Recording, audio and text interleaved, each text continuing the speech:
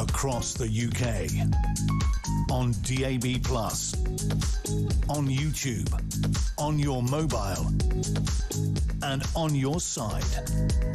This is Talk.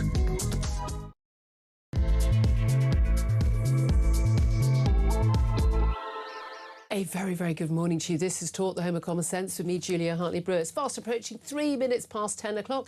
And whether you're listening on DAB Plus Radio or your smart speaker, watching on YouTube or your connected device, thank you so much for your company. Lots to talk about today. If you miss anything from the show or you missed anything from the rest of the week, don't forget to go to my YouTube page, Julia Hartley-Brewer Show. Hit subscribe and you never have to miss a thing.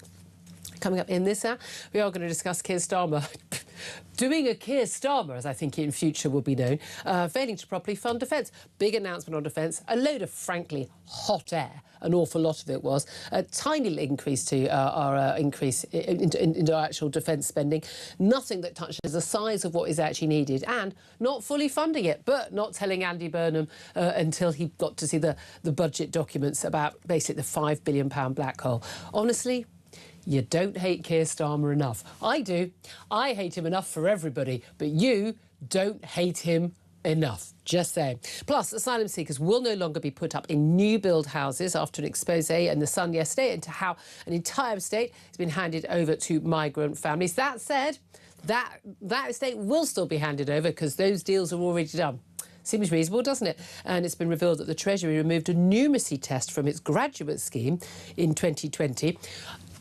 Just going out on a limb here, a bit old-fashioned, I realise. I'm thinking being good at maths might be quite useful if you want to work at the Treasury. I'm not an expert. I'm just saying there's a possibility that might be useful. Why did they do it? Well, because they weren't getting enough diverse candidates through. By that, they mean black candidates. That's what they mean when they say they want more diversity. They were not getting the grades in the numeracy test to get selected, and therefore the solution to that is drop the numeracy test. I kid you not. If you want to know why things are going so wrong in our country, maybe that might help explain it, people. Plus, analysis has found that white working class students are excluded from almost all Oxbridge diversity scholarships, with ethnicity being prioritised over socioeconomic backgrounds. So, you know, you could be the son or the daughter from an incredibly wealthy black family or Asian family, and you'd be able to qualify for one of those scholarships. But, you know, white working class kid, sorry, mate, you don't qualify. Going to talk about all of that. Obviously, defence is absolutely such a big story today after the revelation, not just of that defence investment plan from the Prime Minister yesterday, with, I say, absolute load of hot air, just nonsense, a lot of stuff he was saying yesterday in terms of making Britain safe against attack, possibly from Russia as early as 2030. We are absolutely not ready to deal with Russia in 2030, or frankly, at this rate, in 2035. But leaving that £5 billion black hole for Andy Burnham, apparently, he's not happy, was not told about it in advance. So I want to know, how should the new Prime Minister fill that gap? What should he do? What should he spend on? What should he cut spending? What should he tax more? What should he borrow more? What would you do if you were him? By the way, I don't think £5 billion is going to cut it. Give us a call. 0344 499 1000 is the number to get in touch. Text the word talk and your message to 87222. You can also message us on X at talkTV. Calls are charged at the national rate and text costs £1. Standard network rate message. Let me introduce you to my guest joining us, as he regularly does here on a Wednesday. Benedict Spence, Conservative commentator. Morning. Very good morning. Very subtly elegant today. Back to your normal standards after the hellish landscape that was last Wednesday. I was thinking about a Hawaiian shirt, but then I realised a Hawaiian shirt. I don't own such a thing, so slightly gets in the way of that joke. Too. Yes. But I hope you did, I mean, on behalf of everybody who had the misfortune of seeing you last Wednesday, I hope you did burn all of the clothing you were wearing. The market sellers of Marrakesh were delighted to see me. I don't know what you're talking about. I bet they were. Most of my clothes just caught fire spontaneously. As were the camels. So, yes. When they were used to sort of, clean their snouts.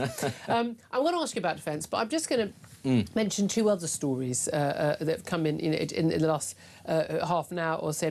Officers who arrested Henry Novak, remember last December, the university student who was handcuffed by police as he lay dying from stab wounds after Vikram Digwa, his killer, was treated as a victim of racist abuse after lying about that, and told, of course, when he said, I can't breathe, I've been stabbed. I don't think you have, mate. Two police officers who arrested him are now being investigated for gross misconduct. Do you think? On Wednesday, the police watchdog said that the officer and another who had initially attended the scene were both under investigation for gross misconduct. This is the Independent Office for Police Conduct. They said the evidence indicates that both officers, who were the first to arrive at the scene late in the evening of the 3rd of December 2025, may have potentially breached the professional behaviour standards of duties and responsibilities, use of force and discreditable conduct. These relate to potential failures by the officers, to recognise that Henry needed urgent medical attention, to immediately act after he said he'd been stabbed and he couldn't breathe, and the decision to arrest and handcuff Henry rather than provide immediate first aid. There's also an indication, they say, one of the officers may have breached the standard related to authority, respect and courtesy for appearing to dismiss Henry, saying he had been stabbed. I don't think there's any appearing there. Look, I think police officers do a tough job. Yeah. This man, I mean, it's a male and a female police officer. We saw the video, we heard them on the body cam footage. They were completely and utterly out of their depths. They'd been imbued in DEI training. Yeah. To a large extent, Benedict, I'm blaming the senior officers rather than them. That said, every officer I know, on-air officer, has pointed out the fact that when someone is incapacitated on the ground, bleeding, saying on their mouth, saying I've been stabbed, and you don't even lift up the shirt a cursory an inch, I mean literally an inch, and then they didn't bother. The most basic level of training they did not follow. Yeah, I agree that this is right that they're being investigated because we can all see, we can all see what happened. But actually, I do think that if we were living, frankly, in a world in which police officers were not being asked to do things that are so out of what should be their remit. I actually think the average police officer, if their roles were simplified and they didn't have to think about this sort of nonsense, would probably be a lot more effective because you can just sort of sense, actually, what it was that went through their heads. Every normal person who doesn't consider this sort of thing particularly important wouldn't have stopped to think about the racial implications. But you just know police forces up and down the country have been told officers who are not geniuses, they just went into it because they wanted to do the right thing. He's Asian, he's a victim. Institutional racism, X, Y, Z. It has been beaten into them, not literally, but it has effectively been beaten into them since they started on the job. And so you can, whilst none of us believe that it's acceptable, you can understand why sometimes police officers would drop the ball massively, because if there's a group of people saying, he's a racist, he's a racist, he's a racist, you don't want to be the one that says, oh, no, he hasn't been, and you're all liars. And it is interesting, as we discovered on that, not only Henry Novick, who was completely incapacitated lying on the ground, for goodness sake, even when they arrived, and already been bleeding. I mean, and other people telling the police that, that they handcuffed him, which would not have helped, and we don't know. I think there's going to be some independent checking whether or not actually, that he could perhaps have been saved. It does appear unlikely, but that doesn't matter. That doesn't matter. They didn't know that. But at least his last few moments alive and conscious might have been less horrific than not being told he was a liar and he wasn't dying when he knew he was. I mean, can you imagine? And easier for his parents to cope, that at least the authorities were on the side of their son as a victim. But the fact that Victor Mdigwa, even when identified as having said, at no point was handcuffed. None of his family, who all aided and abetted. But I think we all agree that it's good that this investigation is happening, but we'd like it. But again, it'll take a year and a half, and they'll be on suspended duties. Yet another set of coppers who are out on the street. Probably we're all safe and without lessons them will be learnt without actually learning anything. And they weren't. And they'll probably be sent on another DEI course too. I mean, no. I mean, we laugh, Probably, but by the way, this is interesting. The Court of Appeal today is reviewing the non-custodial sentences given to those 3 teenage boys for the rape of 2 girls. You'll recall this case. This is I mean, just absolutely horrific. 14-year-old boy given an 18-month youth rehabilitation order. 2 15-year-old boys given 3-year youth rehabilitation orders back in May. This is after they raped 2 girls, one at knife point in Fordingbridge in Hampshire a year or so plus ago. I mean, the fact that the judge said the most extraordinary thing, that he wanted to avoid criminalising these children unnecessarily and support their reintegration into society, despite the fact they'd committed 2 rapes, and very, filmed them, exacerbate. There were so many aggravating factors. Yeah, so many aspects of this that tell you these were not mistaken, confused boys. No. They knew what they were doing. This wasn't a date fumble that went wrong and everyone and was everyone drunk and no one heard the word no? I don't know, Julia. Don't you take knives to all of your dates? I mean, obviously. I think a lot of these girls are going to want to do it. Yeah. But again, I still think that one of the issues in here was these were from travelling communities. Well, these are travelling kids. I'm sorry. Yeah. I'm sorry. I wonder if that was a factor in the judge's decision. But this stuff just comes up all the time. It just comes up all the time. Listen, I'm from Norfolk. I know what a lot of people would say about that sort of behaviour and how actually there's a very light touch often given to members of a certain community. And I think actually a lot of people would consider, because it's quite small, it goes under the radar. But right there, I think there is actually an example of two-tier policing in this country where there is an entire community that people just shrug and go, what are you going to do? Quite apart from the whole, genuinely, you put up a shed in your garden that's like 2 inches too high, council are going to make you turn it down in your own garden. You just park your caravans, put down concrete, dig up an entire field that you don't even own. Not a problem. Steal your neighbours' horses, steal their dogs. It's your community, it's your culture. I'm really sorry. This has got to stop. I mean, there's one thing we want a new Prime Minister to do, who we know 100% Andy Burnham won't do. It's literally, the law needs to be the same for everybody at all times, under all circumstances. As I say, I come from a part of the world where problems with the traveller community are rife, and the attitude, put it this way, the attitude towards that community, it's not getting any more progressive, and it's not because those people, the people of Norfolk and Suffolk, are particularly backward. It's because the behaviour keeps happening and the police do not intervene very quickly or ever. And I have to say, when it's sort of juxtaposed metropolitan types going, oh, you can't say that because it's racist. You can. Oh boy, it doesn't help. Let me just say, it doesn't make people more sympathetic towards the community. No, I don't care. I couldn't care less what your community is. I don't care how you identify. I don't care what colour your skin is. I don't care what. At the end of the day, you can't just do anything you sodding well want in this country just because of some DEI claim. I think the country's done with it. Let's get back to defence. Starmer has announced his defence plan. It's a load of nonsense. I mean, it's a load of absolute nonsense. It's an extra 15 billion quid, only 1.5 billion more than John Healey got, and he resigned over that, saying it wasn't anything close. It's on top of the current 65 billion quid. We know already that of that 15 billion quid, 3.5 billion of that is just an accounting trick. We know that because John Healey wrote that in his resignation letter. £4 billion is going to be found from basically cutting capital spending on NHS, roads, energy, military housing, which is desperately in need of more help. 2.4 billion of that, this is all per year, is going to be coming from more efficient procurement and some cuts to the civil service. Good luck with that, everybody. 1.1 billion is the sale of more MOD assets. That's not necessarily a bad thing. And 4.7 billion of it is going to have to be found at the next budget because it's not accounted for. Andy Burnham informed in advance, because there's this format of someone who's likely to be the next Prime Minister in a very short period of time. They need to be knowing about these events, but not told that actually it wasn't fully costed. I mean, if you thought Keir Starmer was an incompetent, useless Prime Minister, he's now... This is pretty... snide. It's spiteful. Yeah. It's dishonest. As I said, you don't hate Keir Starmer enough. Yeah, it's spiteful, it's dishonest, and it's playing with the nation's security. Yeah. I mean, that's political point scoring. That's what we're talking about here. He said to the new incoming Prime Minister, which I understand entirely why he dislikes him. I dislike him in the circumstances, but give him a trick to fulfil with any other budget, not defence. But that actually shows how seriously Labour takes the concept of defence, because if this was the NHS or welfare, not a chance would there be this kind of gaping black hole. But defence, it's an abstract thing, and they don't particularly like it anyway, and, we were probably all War's colonialists. Bad. Yeah, Wars it is. Don't like war. Yeah, and the Russians are bad as well, but they're over there. It's somebody else's problem. Honestly, it really does make you pretty exasperated with the state of things that this is what they're deciding to play politics over. And but, do I trust Andy Burnham to fill the hole? Actually, no, absolutely not. So whilst we can all sit here and criticise Keir Starmer, rightly, do we sit there with any kind of confidence that Andy Burnham will go, right,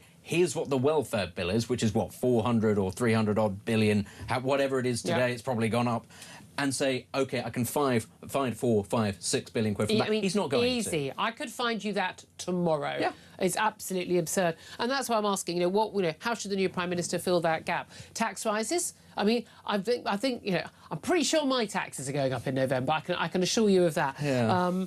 But I mean, you know, £298 billion is going to be spent over the next 4 years. It's going to be an £80 billion budget for defence, which sounds like such a lot of money. It really, really isn't. Bearing in mind that 62 billion of that, best part of 300 billion, is spent on nuclear weapons. So basically, it's to spend on something which we hope never to use, but we need to have it to not have to use it. I mean...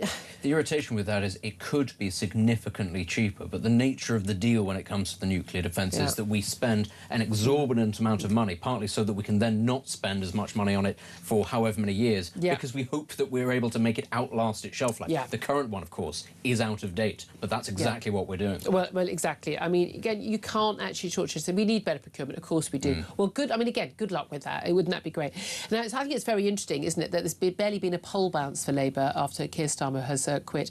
Andy Burnham hasn't actually become Prime Minister yet, but we had his first speech. But we've seen just an extra 2 percentage points up for Labour.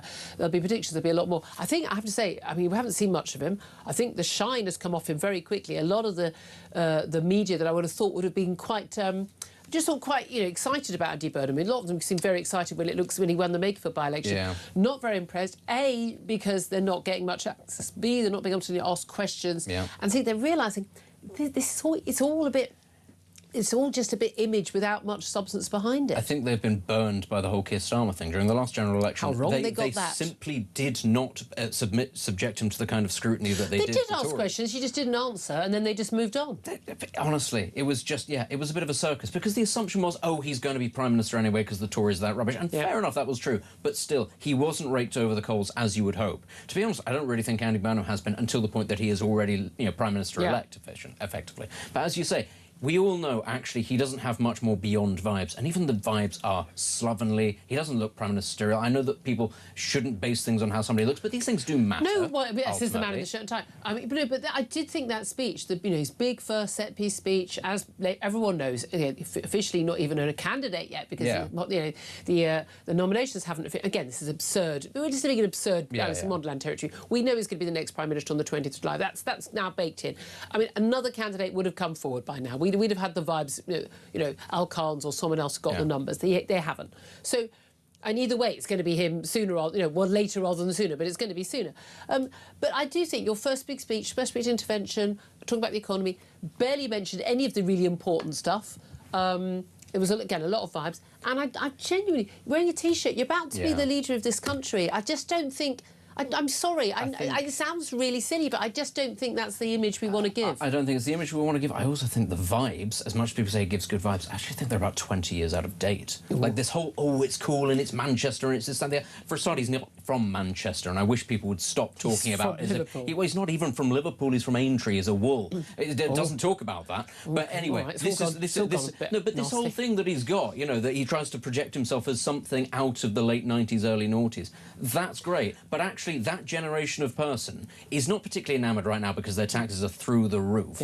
The younger people do not necessarily, identify with that vibe. Lots of them don't know who Morrissey is, and Oasis just did their comeback. Morrissey, great. Big fan of the show, by the way. Great. Big fan of the show. He is. Not just a Brexit anti-lockdown. But I tell you what, he's not what you might call at the cutting edge of popular culture. I have to say, now. as someone who went to that whole Manchester thing, as someone who went a couple of years ago to the Hacienda reunion rave. The reunion rave? Reunion, no, 10,000 people, two warehouses. Yes. Awesome. I mean, awesome. But I have to say... But it's not of the moment, is it? It's not... if I'm going to it, can we just say... Not anyway, 58... Are there any photographs of you at the reunion rave? Dancing on the DJ stage, mate. Oh. Absolutely. I think we need those. I'm sorry. I think the nation needs to see those. Guess who was there? Guess who was there? Go on. Angela Rayner. There we go. In Ella Booton there heels. We go. I was wearing trainers. Anyway, let's talk about other plans for his government. I've just put that little tidbit in there. I was young once. Andy Burnham's had to dismiss this ridiculous claim from one of his people a little while back. He was going to be the Labour's first female PM. There's a whole big thing about, yes, it's another straight, white, middle-aged man for leader of the Labour Party, because that's the rules in the party. They bang on about diversity, and yet they only ever put up, straight white men. And then you get all these women cabinet ministers, women MPs saying, I really, really want there to be a woman prime minister, a woman and a woman Labour leader. And I'm literally like, I don't understand why. I don't understand what they think that will do, given that we've had a number of women prime ministers who have been of varying levels of success. Nothing to do with them being women, all, by the way, Conservatives. But the idea was that he had all these strong women around him, and he dismissed it, saying, "I'm not a woman." It's like, I'm so glad he clarified that, because, by the way, he, like Keir Starmer, is just as bad when it comes to does he or does he not know what a woman is? Yeah. And this is a man who thinks it's a minority view, in his view. He said this very recently, a minority view, that trans women, men, shouldn't be allowed into women's and girls' changing rooms and toilets. I mean, listen, he's an Everton fan. Of course, he's got some wild ideas and beliefs. But honestly, the thing actually that because that sort of thing actually, when you acid test that, when you stress test it, the public go, "That's ridiculous. Go away." The thing actually that does wind me up more about that is the whole, well, we need 50-50 representation. Well, in the I was cabinet. going to come to that. If you are all strong women, why have none of you put your name forward? If you're that good. If you're that good, stand. this is it. So a lot of Labour female MPs are saying they want, again, this is the thing I find fascinating. These are the same MPs who apparently don't know what a woman is and think that a man who says I'm a woman is a woman. Trans women are women is their mantra. So they don't know what a woman is, but the people who they don't know what they are should absolutely get half the jobs, and not just in cabinet, but across the government. I mean, I couldn't care less if there wasn't a single woman in government. I think it was a bit unlikely there wasn't a single woman of the same talent as 22 men. No disrespect, chaps. I've seen you with a shopping list in the supermarket, right? But they said they want to end the party's boys' club. But half the jobs to women MPs. So this is the thing. So what do they say? Are they saying the women won't get them on merit? And that the man they've elected, who they think is the second coming, is a sexist pig who'll give jobs to inadequate men over better qualified women? Or are they saying we've got more than enough qualified women, we can fill half of all those jobs, and indeed, even if there are some other women who are better qualified than the remaining men for those remaining jobs, they shouldn't get them because it needs to be half-half. This is mad. I mean, it's ultimately, I couldn't care less who is doing any job at all. Man, woman, gay, straight, black, white. I don't care as long as they're good at the job. If they were really good at the job, I might even consider a man in a dress. Although, what are the odds of that happening? Honestly, if you're that delusional. Honestly, though, if that's your only delusion about the state of the country, that you are in fact a woman, but you understand energy policy and everything else, I'll take that. I'll take that at this moment in time. But honestly, when you the array of women on the Labour front benches, that I'm sorry, a lot of them have been, and none of them actually are prepared to put up. That's the key thing here. Angela Rayner, we've been hearing so long, oh, she'd make a great leader. Where is she? Where Louise Haigh, what was it, convicted for fraud or something like that? Oh, but she's at the forefront of Burnham. She's at the forefront of Burnham's campaign. All right, why don't you give it a go? Roll the dice, if he's actually not that good. Let's see, Bridget Phillipson, are you just a spiteful class warrior, or is there a bit more to you? I'm told you're doing a fantastic job, better than anybody's ever done. Put yourself forward. None of them are going to put themselves forward. Because they're also rans. Yeah, they are. And the reason why they're also rans is they get promoted, and they get to these small women shortlists, and they get promoted because they're women as opposed to because they're talented. Where the reason why you end up with women rising to the top ranks, and indeed people of colour rising to top ranks in the Conservative Party, is because it's based on merit. Because relative merit. Relative merit. No, relative merit, Until recently, it was a 100% success rate, and then it's 33. So it's kind of like, oh boy. But at least they put themselves forward. Don't not put yourself forward for the leadership and then moan about... I was going to use a word probably not allowed on radio. Moan about, now, why aren't there any women? Put yourself forward. I mean, it's just mind-blowing, isn't it? Let's talk about... I mean, let's look, there's migration stories I want to get to. I also want to talk about Nigel Farage and his £270,000 made from 12 hours work. That's a nice hourly rate for promoting gold bullion. Donald Trump's made $2.2 billion since becoming president, a lot of it from crypto. I think the next 10 years is going to be a non-stop investigation into how corrupt Donald Trump has been and how he's used the presidency to make money. And I'm sorry, it's absolutely disgusting. And I say that as someone who had voted for him over Kamala Harris, but I still think it's appalling. But I've got to talk about the small matter of England's first match in the knockout rounds of the World Cup. is good because we're kind of getting rid of a load of the dead wood. Unfortunately for us, Germany, soz boys, auf Wiedersehen. At least Tuchel can concentrate purely on us now. But unfortunately for us, Democratic Republic of Congo, not quite the weak, also-ran team that many might be hoping for. But the really exciting thing is it's the first match at like a really normal hour. You can actually, the whole family can enjoy it at 5 p.m. It is, that's going to be an exciting aspect. I think Congo are good enough to give us a game without it necessarily being a terrifying prospect. Although I did see somebody all England games are a terrifying prospect. Somebody put together a combined 11 of players who were born in Congo or parents were born in Congo but don't play for Congo. Yeah. That team's actually terrifyingly good because half of it plays for France or Belgium, and then a couple of them also play for England. You're kind of looking at them going, maybe when it comes to this very specific thing, football, maybe mass migration's a good thing. We've managed to drain the Congo basin of all their best players and stolen them. We'll take... Hey, we want highly skilled people who earn a lot of money and pay a lot of tax. People who kick a ball, yes. This is not a contradiction, people. I know, but still, it's... we get to choose who comes to our countries. I was going to say, as early sort of knockout round games go, you'd hope this would be good, but Germany did just get knocked out by Paraguay. Yeah, so who knows? It's a point. It's a fair point. Well, we'll be talking to the wonderful Jim White a little bit later in the show. 10:28 is time. I want to hear from you. Any and every topic we've been talking about. We talked about two-tier policing. We're going to be talking a lot more about migration, this defence at a black hole, Andy Burnham, half the government being women, all that useless nonsense. You name it, give us a call. 0344 499 1000. We'll take your calls. And after that, Trevor Kavanagh. This is Talk.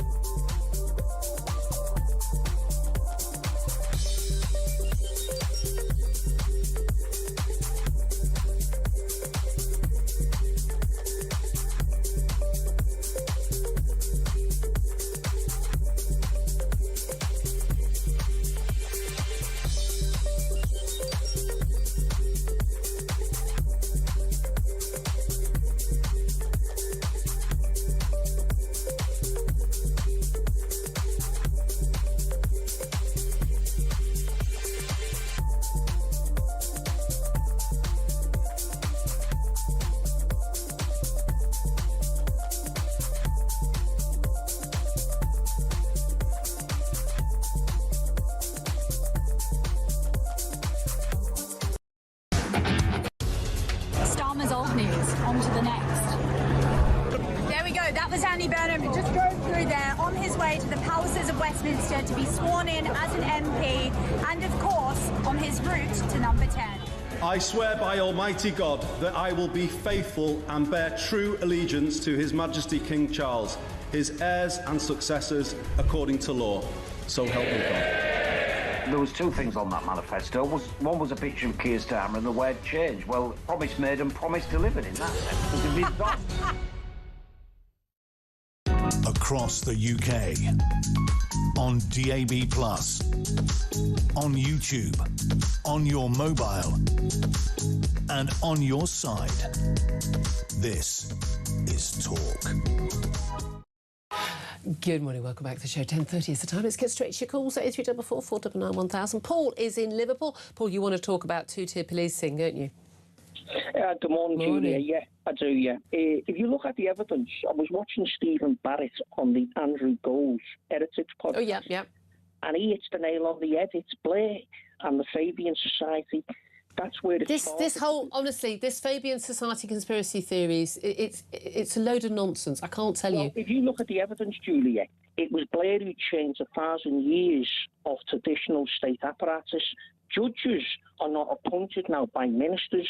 So that's the problem. Parliament, if you listen to Rupert Lowe, is for show. It has no power. Oh, no, that's all true.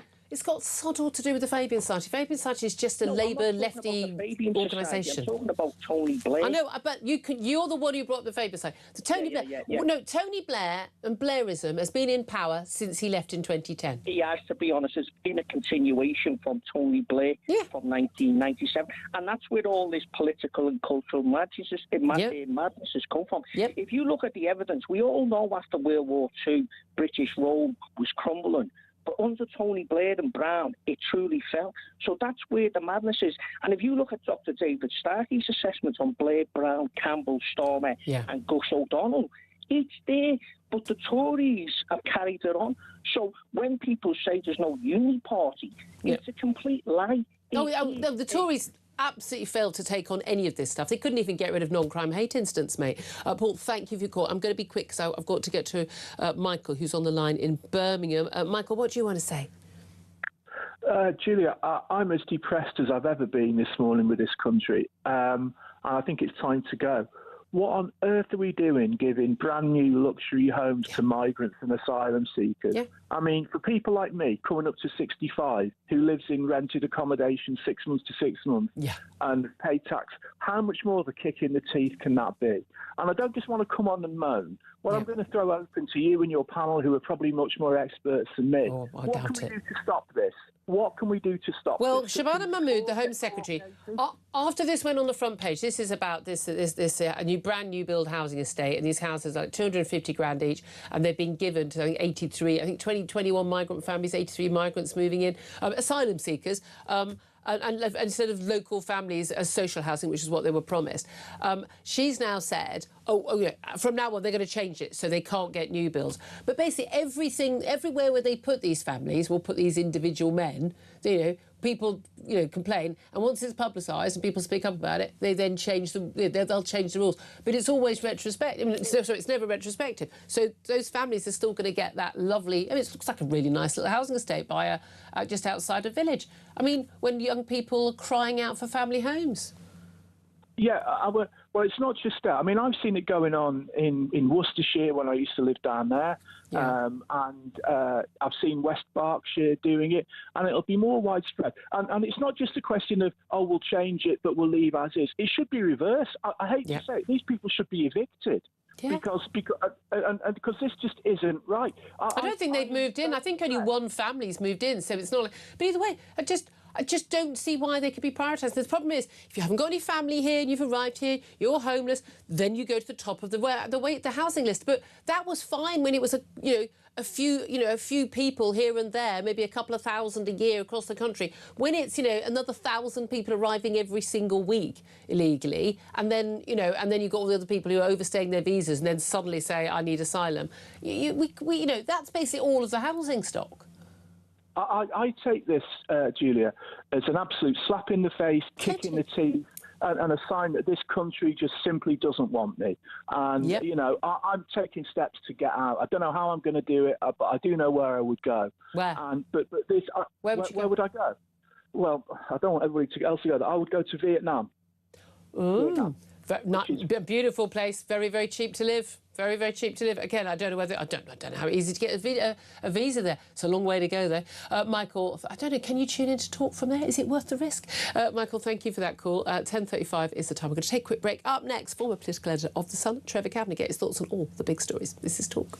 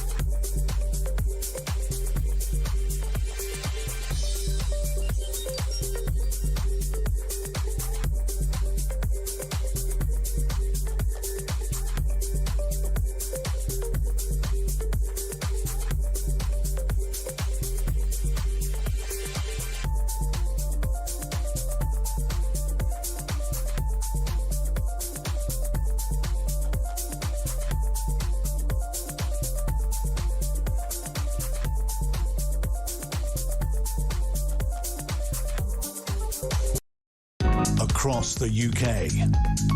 On DAB+, on YouTube, on your mobile, and on your side. This is Talk. This is Talk, the Home of Common Sense, for me, Julia Hartley-Brewer. Let's talk to Trevor Gavner now. He's former political editor of The Sun. Morning to you. Good morning, Julia. Good morning. I'm trying not to cough now. I'm random as we came back there. Trevor, there's so much to talk about. Let's start with defence. And Keir Starmer leaving Andy Burnham with a £5 billion black hole. What do you make of that? Well, totally expected. Look, I think that this government, in the space of less than 2 years still, is systematically betraying this country in terms of leaving it defenceless and penniless. It's got no money. If we end up suddenly finding ourselves in confrontation with Russia or any other country with weapons pointing out in our direction, we're going to immediately be found with our pants down. We have no defences to speak of. We might even end up relying on Ukraine to bail us out. It's that bad. We have nothing. It is absolutely extraordinary. It wasn't enough money for John Healey. What they're offering now isn't enough money. We know some of it's just sleight of hand, accountancy. It's only an extra 1.5 billion of what John Healey said didn't touch the sides. A load of it, is from prospective savings, from efficiency savings. We know none of that's ever going to happen. It never does happen.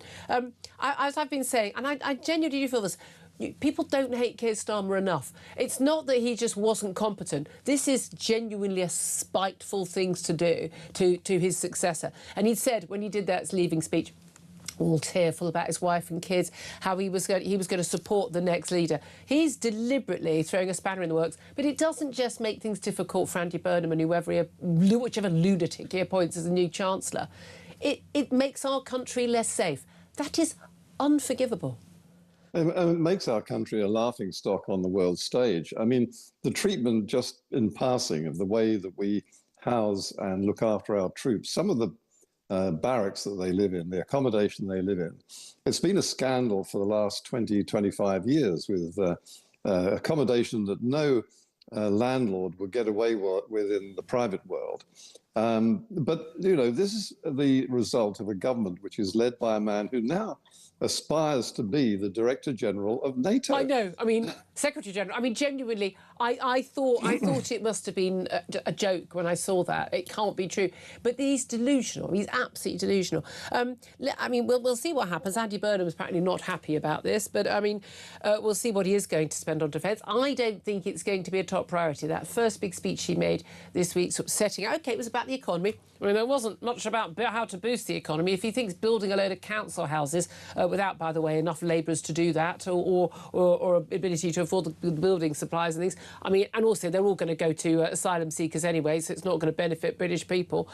If he thinks that and moving number 10 to the north for half the week is the solution to our economic woes, then we are seriously in trouble. But he didn't mention defence, didn't mention welfare cuts, didn't mention needing to drop net zero, didn't mention immigration, all of the big issues.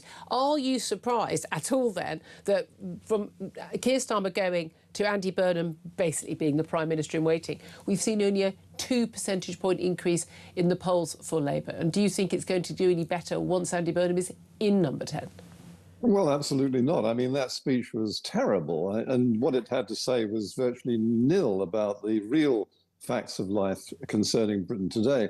There wasn't a nugget of actual direct action involved in any. It was all spurious waffle.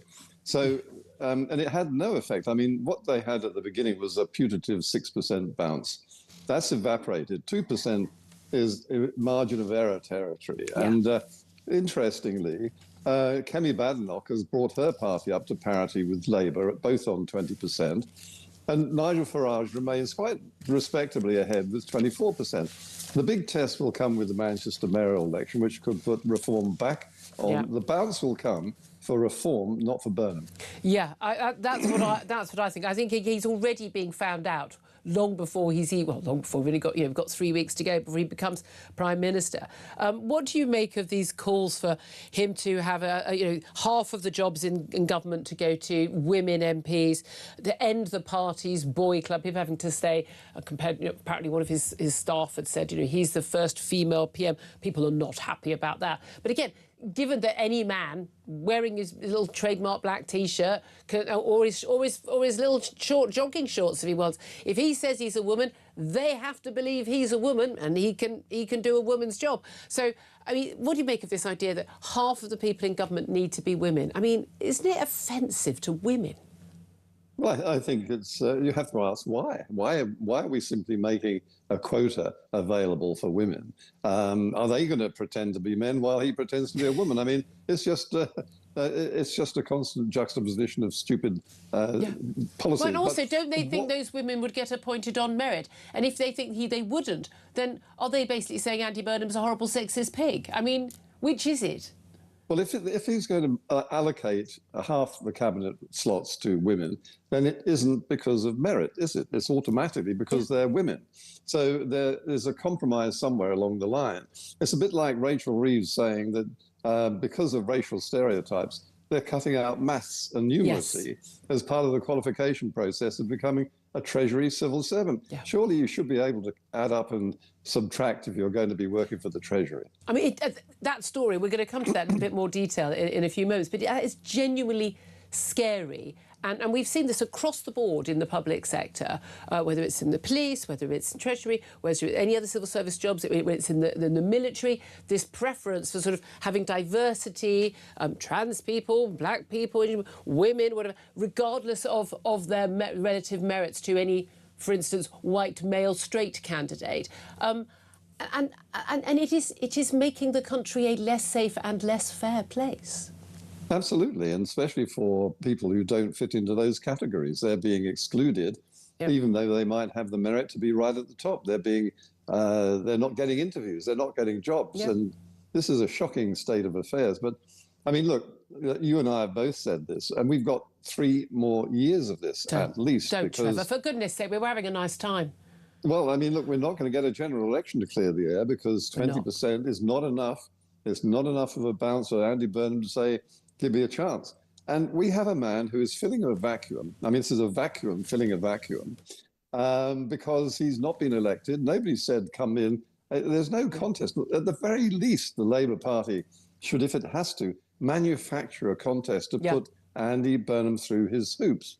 Well, you'd think one of those brilliant women would put themselves forward, wouldn't you?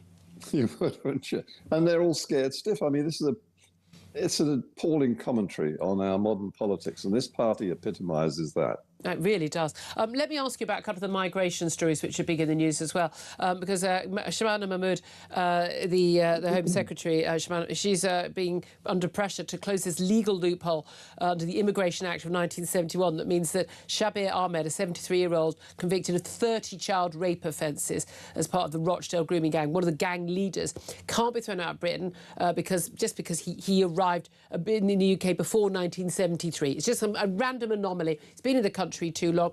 The fact that he's a Pakistani, he arrived in the UK, he had dual nationality, threw away we announced his Pakistani nationality.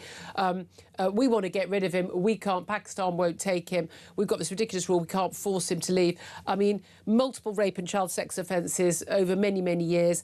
He was jailed for 22 years in 2012. I don't think it's 22 years on from 2012, so as usual, it's sort of a pittance of his sentence.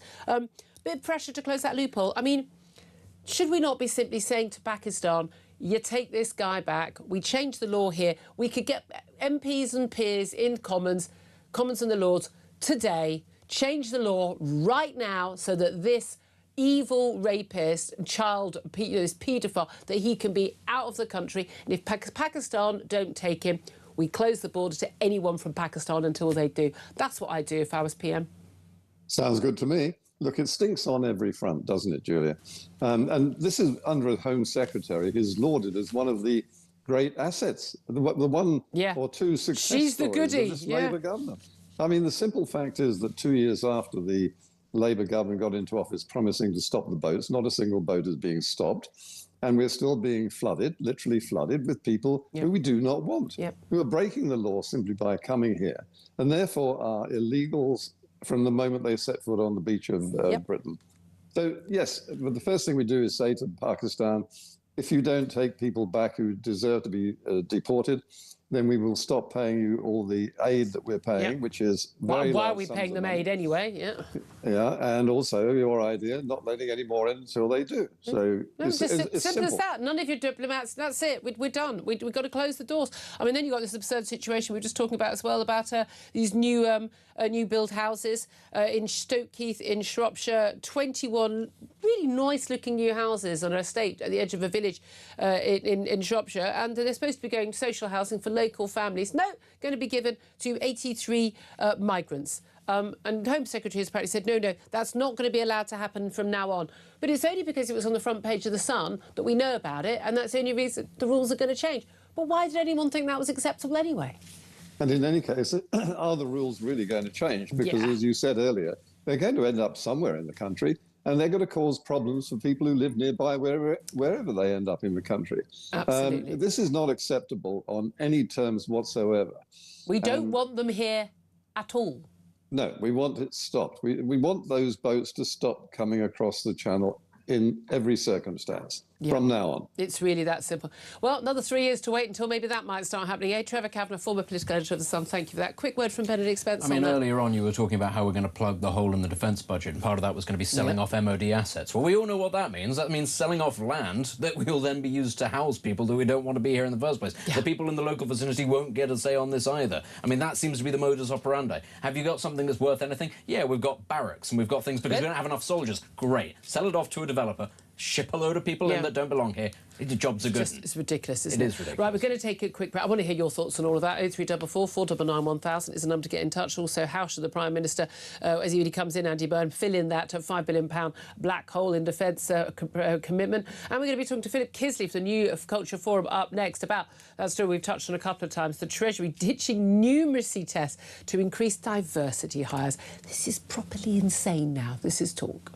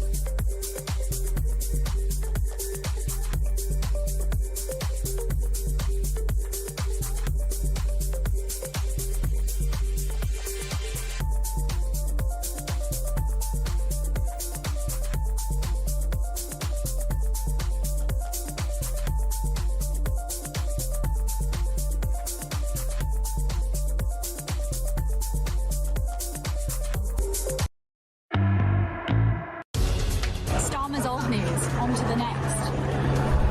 There we go. That was Andy Burnham. Just drove through there on his way to the palaces of Westminster to be sworn in as an MP and, of course, on his route to number 10.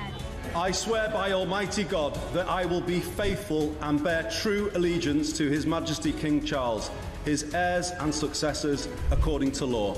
So help me God. There was two things on that manifesto. One was a picture of Keir Starmer and the word change. Well, promise made and promise delivered in that sense. Across the UK, on DAB+, on YouTube, on your mobile, and on your side. This is Talk. This is Talk, the Home of Common Sense for me, Julia Hartley-Brewer. Lots of common sense coming up now from Philip Kisley. He's a senior fellow at the New Cultural Forum, here to talk about the latest, just DEI madness. Very good morning to you, Philip. Hi, Julia. Great to see you. Thank you for joining us. I don't even know where to start, mate. Let's start, though, with the Treasury, we found out, has ditched numeracy tests, quite useful for civil servants working somewhere where you're kind of dealing with, you know, money and accounts. I mean, I don't know, maybe I'm not an expert, but I think that might be useful. Because they weren't hiring enough diverse people from diverse backgrounds because they weren't doing well enough in the numeracy test. Please tell me what is going on here. Well, I mean, I used to, like everybody else, I just used to throw my hands up and laugh at this. Yeah. Now I'm beyond that. I get angry at this, and I don't think they realise how angry we are at this stuff, okay? Because this is the Treasury losing sight of its core purpose. Yep. Now, that is dangerous, okay, for us. The thing is, Julia, if this was an individual, okay, and all they saw was racism, they looked at the world through a lens of racism, and they couldn't see anything else, and they couldn't function in their own life because they were just hunting for racism everywhere. You'd think they were eccentric, you'd think they were crank, you'd think there was something wrong with them. But this is systemic, it's institutional, and it is making our country grind to a halt. But more than that, this is in the wake of Henry Novak, remember, okay? And we saw what DEI did to that poor boy. It made the people involved in the arrest, in the crime, it robbed them of their humanity. They had a sense of selective empathy that made that poor boy's last minutes, I should say, absolutely terrible, a vision of hell. So this is where we're going with that. It's important not just to laugh at this. No, you're right. It's much more. Quite apart from the fact having a load of people work at the Treasury who can't do basic numeracy might be an issue. I mean, this is, do you think? But this is the thing. When they said they want to increase diversity hires, the statement that's made was that they quietly scrapped the numerical reasoning test from its application process in 2020 owing to, quote, evidence of the test having an adverse impact on candidate diversity. And what that means is they weren't getting enough people of the right colour skin. That's what they meant. Now, we know perfectly well the stats are very, very clear in terms of the outcomes for in schools for different ethnic groups in this country. And Indians do very well. Far better, by the way. Chinese ethnic kids, way, way, way better than white kids. So they're not worried about a lack of Indians. You know perfectly well what this will be. This will be a lack of Afro-Caribbean people, or Pakistani or Bangladeshi ethnicity. That's what this will be about. And again, so much of that will be, and again, it's not because certain ethnic groups are better at maths. It is simply down to the stage at which people are in terms of their immigration status. Have they been settled in the country for a long time? Their parental income, where they live, the schools they go to. This is a school failing rather than and a social class issue, rather than anything to do with diverse skin colour. I mean, they always identify the wrong thing. Well, they gaslight us as well. So this is sold to us as fairness, isn't it? And it's absolutely, totally unfair because of the demographics you talked about there, the key demographic that is failing in schools is white working class boys, okay?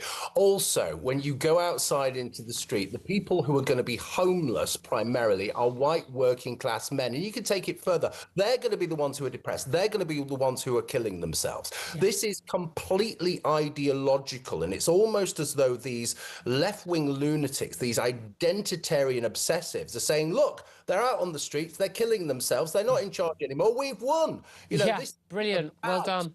But this isn't about fairness. It's the opposite of fairness. It's totally ideological. It is political, and it is about obsessive people imposing their obsessions on the rest of us to the detriment of society, Julie. And it absolutely damages, and it damages the people who don't get those jobs, and it damages the people who've worked hard at school and done well. And again, tackle the right issue. It's like the same thing, and we're going to talk about Oxbridge applications now as well. There's always this thing about, not enough kids from certain backgrounds get in. No, because they don't go to schools where they're taught to A-star standard, which is what you basically expect to be getting before, if you're actually going to not just get an interview, but actually get selected for one of the places, two of the top universities, not just in Britain, in the world, for, by the way, fees that only cost $9,500. I mean, what do they expect? But now we've got, and this was exactly the same when I was there many years years ago, white working class students were excluded from almost all Oxbridge Diversity scholarships. More than a dozen scholarships, bursaries, financial aid schemes are available to students studying at Oxford and Cambridge universities, but it priorities ethnicity over anything else. So students from Black, Asian and any other minority ethnic background are able to apply for every single one of those schemes, but they almost entirely exclude white working class students, even though they are the group that is most underrepresented at university. Yeah, it's what I was saying before. This isn't about economic hardship. This isn't about struggling in your background. This is simply about skin colour. And I was just quite flabbergasted to see, I should have known this before actually, but apparently Cambridge has a scholarship called the Stormzy Scholarship. Yes, oh yes, okay. We talked about that a few years ago. Yeah, this is how stupid things are. You know, I'm looking forward to. But it's funded by Stormzy for black kids. Yeah, I mean, but why don't I fund a scholarship for white middle class girls? Yeah, exactly. Well, you know what? I'd like a Bernard Manning scholarship for white class blokes, white working class blokes, I should say, and I'll go there and do a PhD. No, I think this. My point is that this stuff is obsessive, okay? Yeah, it is. It's about core purpose. A Stormzy scholarship is not going to really hunt down the best possible candidates and give them the opportunity to go to university. This is just about box ticking. And I was just looking, actually, I was thinking about box ticking, and in my mind, I was just preparing for this. I was taking it to the most absurd conclusion. I thought about brain surgery. And I thought, what's the diversity in brain surgery? Okay, it's 85% white, but as I Googled it, they said, don't worry, it's 85% white at the moment, but the sector is diversifying. Now, I don't want God forbid that I should ever... But 85% white would make sense. That's like we're an 85% white country. But the thing is with the diversity stuff, what they don't take into account is history and where we are in the development of society. Exactly. We've only had mass immigration for the last 30 years. My father was one of the first wave of immigrants in 1959. It's fairly obvious in a majority white country that white people who have been here for generations and generations and generations are going to be in positions of power. Yeah. It is a bad thing. It's a perfectly normal, acceptable thing. Now, we don't want to hold people back. I'm not interested in the colour of people's skin. I want the best people for the job. And if I'm under the knife for brain surgery, I don't want a diversity. No, I want someone who got the job on merit. Exactly. And this is the thing. I mean, the main thing to remember about everyone who's obsessed with DEI, it's largely actually white liberal women, I genuinely find, who are the most racist people in this country because all they see is the colour of people's skin. And if you're judging people on the colour of their skin, you're just a racist. Let's just call it what it is. Philip Kisley, always talking sense from the New Culture Forum. Thank you very much, Dee. Your thoughts on all of that. Plenty more to come. This is Talk.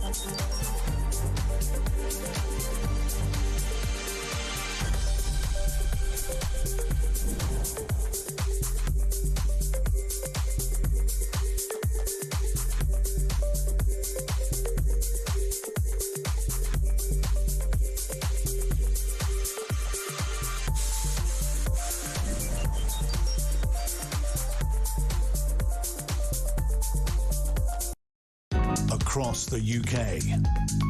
On DAB+, on YouTube, on your mobile, and on your side. This is Talk.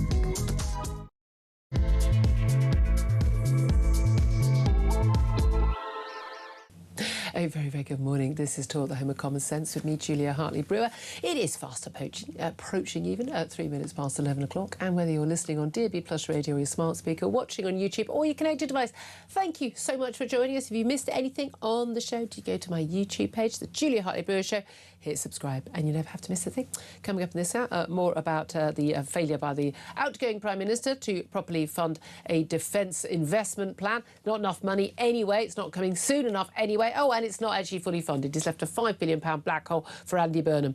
Nice of him to do that. Going to be talking about that. The Supreme Court ruling that states can ban transgender women. So let's use the correct term. Men from competing in women's school and college sports. We're also going to be talking about a Henry Novak case where the IOPC, Independent Office of Police Conduct, they are carrying out an investigation into gross misconduct by those two police officers who attended the scene. We saw them on the body cam footage. We'll come to that in a moment. I want to hear from you on anything and everything. I say quite a eclectic bunch of calls today.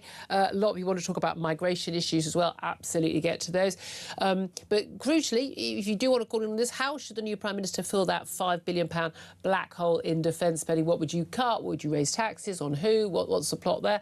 Give us a call on 0344 499 1000. Text the word talk in your message to 87222. Give us a text, at text 87222. Get in touch on X at talkTV. You'd think I'd know this off by heart now, wouldn't you? Calls are charged at the national rate. Text cost £1, standard network rate message. Benedict Spence, delighted to say, still joins me in the studio, Conservative commentator. It's interesting, we've got a Conservative commentator with a small C. Well, I'm not a member of the Conservative Party. No, I was described as the things that I say about the Conservative Party. They wouldn't let you in. Yeah. I was described on when Andrew Marr did his Sunday morning show before I was blackballed from the BBC for, you know, being sane and not thinking the planet's about to die or that men can become women. These are heinous crimes on behalf of anyone on the BBC. And they introduced me as a Conservative commentator. And I said, no, I'm not. That I'm neither Conservative with a small C nor a big C. Well, this is the thing. I wouldn't even really call myself a Conservative commentator, but I think it makes me fit more into that kind of box. I don't think many people sit here and listen to me and go, oh, there's a Marxist. We like putting people in boxes here. Yes. That's what we like to do. Look, let's talk first of all about defence briefly. Talked about it a lot yesterday, talked about it a lot lately. That £5 billion defence black hole left by Starmer. I mean, it's £4.7 billion in total from the 2026 budget that's going to be announced under Burnham, we assume, and whichever lunatic he appoints as his Chancellor. A load of the other extra money is coming from capital cuts, including in, you know, the NHS, in roads and energy, stuff that needs to be done. Apparently £2.5 billion from a more efficient procurement. Never happens. It's an extra 15 billion quid in total. We know 3.5 billion of that is just an accountancy trick. We know that because that's what John Healey, the outgoing Defence Secretary, pointed out in his resignation letter. It's not enough money. It's not soon enough. It's not anything that remotely can touch the size of what we need to have by 2030. We're nowhere near close to hitting that 3.5% by 2035. And the Prime Minister is just going, adios. He thinks this is his legacy. The legacy he has left is that of being an abject failure and, frankly, spiteful, throwing a spanner in the works to not just Andy Burnham, but also putting our country at risk. It's an outrage. I would say this is an act of treachery. Yeah, he's leaving under the cloud of having been in power for 2 years and there are still holes in the defence budget, despite the whole time saying war with Russia is imminent and we might even have to have conscription and national service. If he was saying, I don't think these threats are true, I think that all of the experts who are saying that they're threatening us, I think they're wrong and I'm not going to fund defence. At least that would be a coherent thing. Yeah. But, I mean, his actual legacy is going to be, amongst other things, trying to force through things that were not in his manifesto. And I think that tells you rather a lot about the man.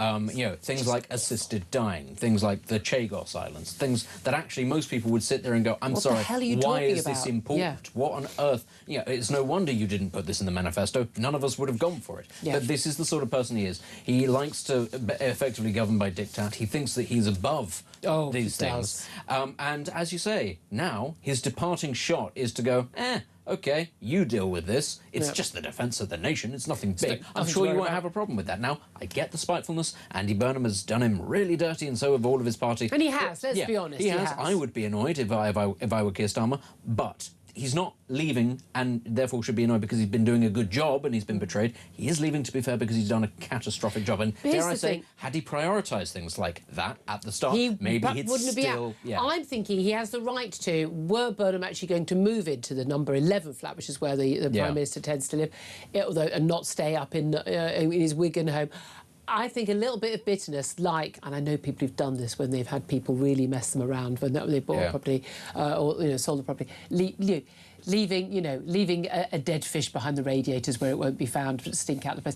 A little bit of that. Take the light bulbs. Take the light bulbs. Take all the fixtures and fittings. Be tacky. I get all that. You can do all that. I don't mind if you want a little pettiness, but don't damage the defence of the nation while you do it, which is what he is doing. It's very interesting, isn't it, that this lack of a poll bounce. You'd think, I mean, the sense of relief we all had when Keir Starmer finally went, the joy in my heart. I did have a glass of fizz that night. I absolutely did. I think one of my callers had a glass of whiskey about 10:30 in the morning. But we're looking, OK, it's well within the margin of error. It's not really showing anything, but like a 2% bounce. Admittedly, Burnham is not even 100%, 99.9% going to be the next Prime Minister. He's not taken over yet. We've only had one speech by him. Not very impressive at all. But would you have expected Labour to bounce up at just the news that Keir Starmer's going? Since we're constantly being told it's Keir Starmer's that's the problem, it's the communication that's the problem, and everything will be fine The now. irony with all of that is that they've not been very good at communicating that, ultimately, that it's all his fault and everything's going to be good. So whilst you can sit there and try and say the problem is Keir Starmer and his communications efforts, demonstrably it's not the case, actually, because Burnham is, as you say, on the march, the worst march on Rome that you've ever heard is very, very drab.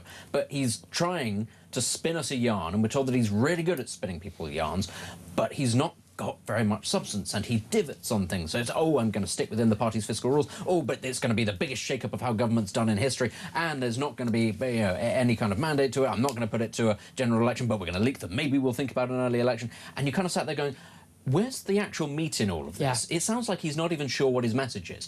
And if you're not sure what your message is and you've got nothing behind the message, why would there be a bounce? In theory, yes, there should have been a bounce because Starmer was that bad. But I think people, the public, I think their patience with politics in general has worn thin. They look at him in his T-shirt with his eyelashes and they go, we're not actually going to be taken in by that anymore. What are you going to change? And when are you going to do it? Give us a timeline here. Him just sitting there and going, I don't know, but it's going to take 10 years. That's a really bad message to start with, I think. Yeah, I couldn't agree more. Look, there's a couple of other stories, and again, they've come in just before we came in on air, and we mentioned this earlier. 2 police officers at Hampshire Police who arrested Henry Novak as he lay dying are going to be investigated by the IOPC, that's the Independent Office for Police Conduct, for gross misconduct. University student, as if we could ever forget after watching that horrific body cam footage, handcuffed by police as he lay dying from stab wounds, while Vikram Digwa, his killer, was being treated as a victim of racist abuse. And asked, are you OK? Well, yeah, I've got a bruise here, I got hit here, and he knocked off my turban. And of course, those horrific words I don't think anyone will ever forget as he lay lying on the ground again and again, saying, I can't breathe, I've been stabbed. And the male police officer saying to him, I don't think you have, mate, without any even cursory efforts to look for a stab wound, which they didn't find until they'd been giving him, a full resuscitation after he had gone unconscious and stopped breathing. But a spokesman for the IOPC has said, they are going to be investigated for a gross misconduct, these 2 officers. The evidence indicates that both officers, who were the first to arrive at the scene, may have potentially breached the professional behaviour standards of duties and responsibilities, use of force, that would be the handcuffs, and discreditable conduct. These relate to potential failures by the officers to recognise that Henry needed urgent medical attention. Again, he was incapacitated. There was no threat. It wasn't just like some drunk guy with a knife, he was lying on the floor with blood coming out of his mouth. It would not have been a risk to just pull up his jumper and check. Quite apart from the fact that the failure to check meant that they were believing the killer, who could have been a threat to the police if he wasn't so sure that he'd be believed. But they said these relate to potential failures of the officers to recognise that Henry needed urgent medical attention, to immediately act after he said he'd been stabbed and he couldn't breathe, and the decision to arrest and handcuff Henry rather than provide immediate first aid. They say there's also an indication one of the officers may have breached the standard relating to authority, respect and courtesy for appearing to dismiss Henry, saying he had been stabbed. That is the line I don't think you have made. I mean, I think we welcome that investigation.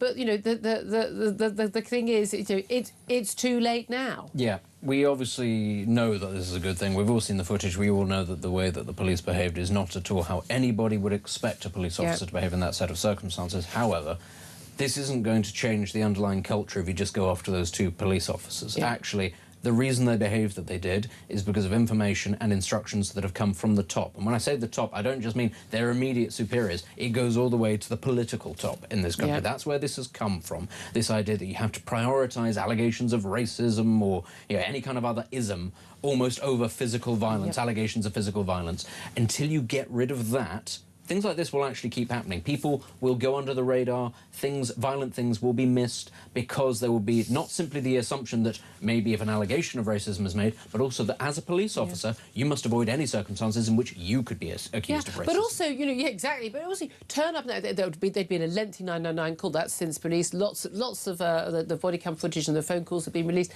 But again, you need to turn up with an open mind. But if someone's lying on the floor completely incapacitating and with blood coming out of their mouth, I mean, it's just not beyond the wit of man to go, well, let's at least check.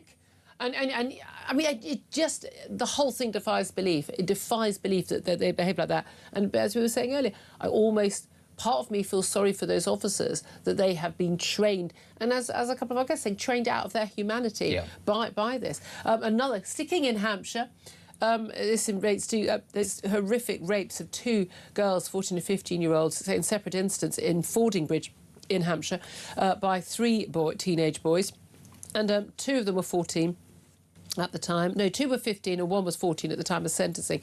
They were given youth rehabilitation orders after the judge said, extraordinarily, given that we are talking about repeated rapes, we're not talking about a date rape, bit of confusion, someone had a drink, we're not sure. We're talking, because I'm sorry, there are different circumstances. We're talking about a girl being lured at knife point. We're talking about a girl being filmed. The evidence is clear. It was rape. Two boys at the same time. And this video then being shared with other people, adding even more insult to injury. And the judge said, extraordinarily, he wanted to avoid criminalising these children unnecessarily. He wanted to support their reintegration into society. I don't want teenage rapists to be integrated back into society. Thank you very much. They absolutely need to be criminalised. There was such an extraordinary thing that he had to say. But the Attorney General's office, he's going to be gone, isn't he, Richard Hermer? He said it had received multiple complaints about the judge's decision, and the Court of Appeal will review that sentence now. We knew that a month ago. The review is going on today. I don't know whether we're going to actually get a decision on that today or not, but I mean, absolutely vital that we do see that. But the judge in the original trial, I mean, frankly, got no business being a judge. Two things I'd say about this. First is, whilst there remain serving British soldiers, Lord Homer will never stop. He will simply continue to exist because he has a greater purpose, and that is to make the lives of the people who defend this country a misery.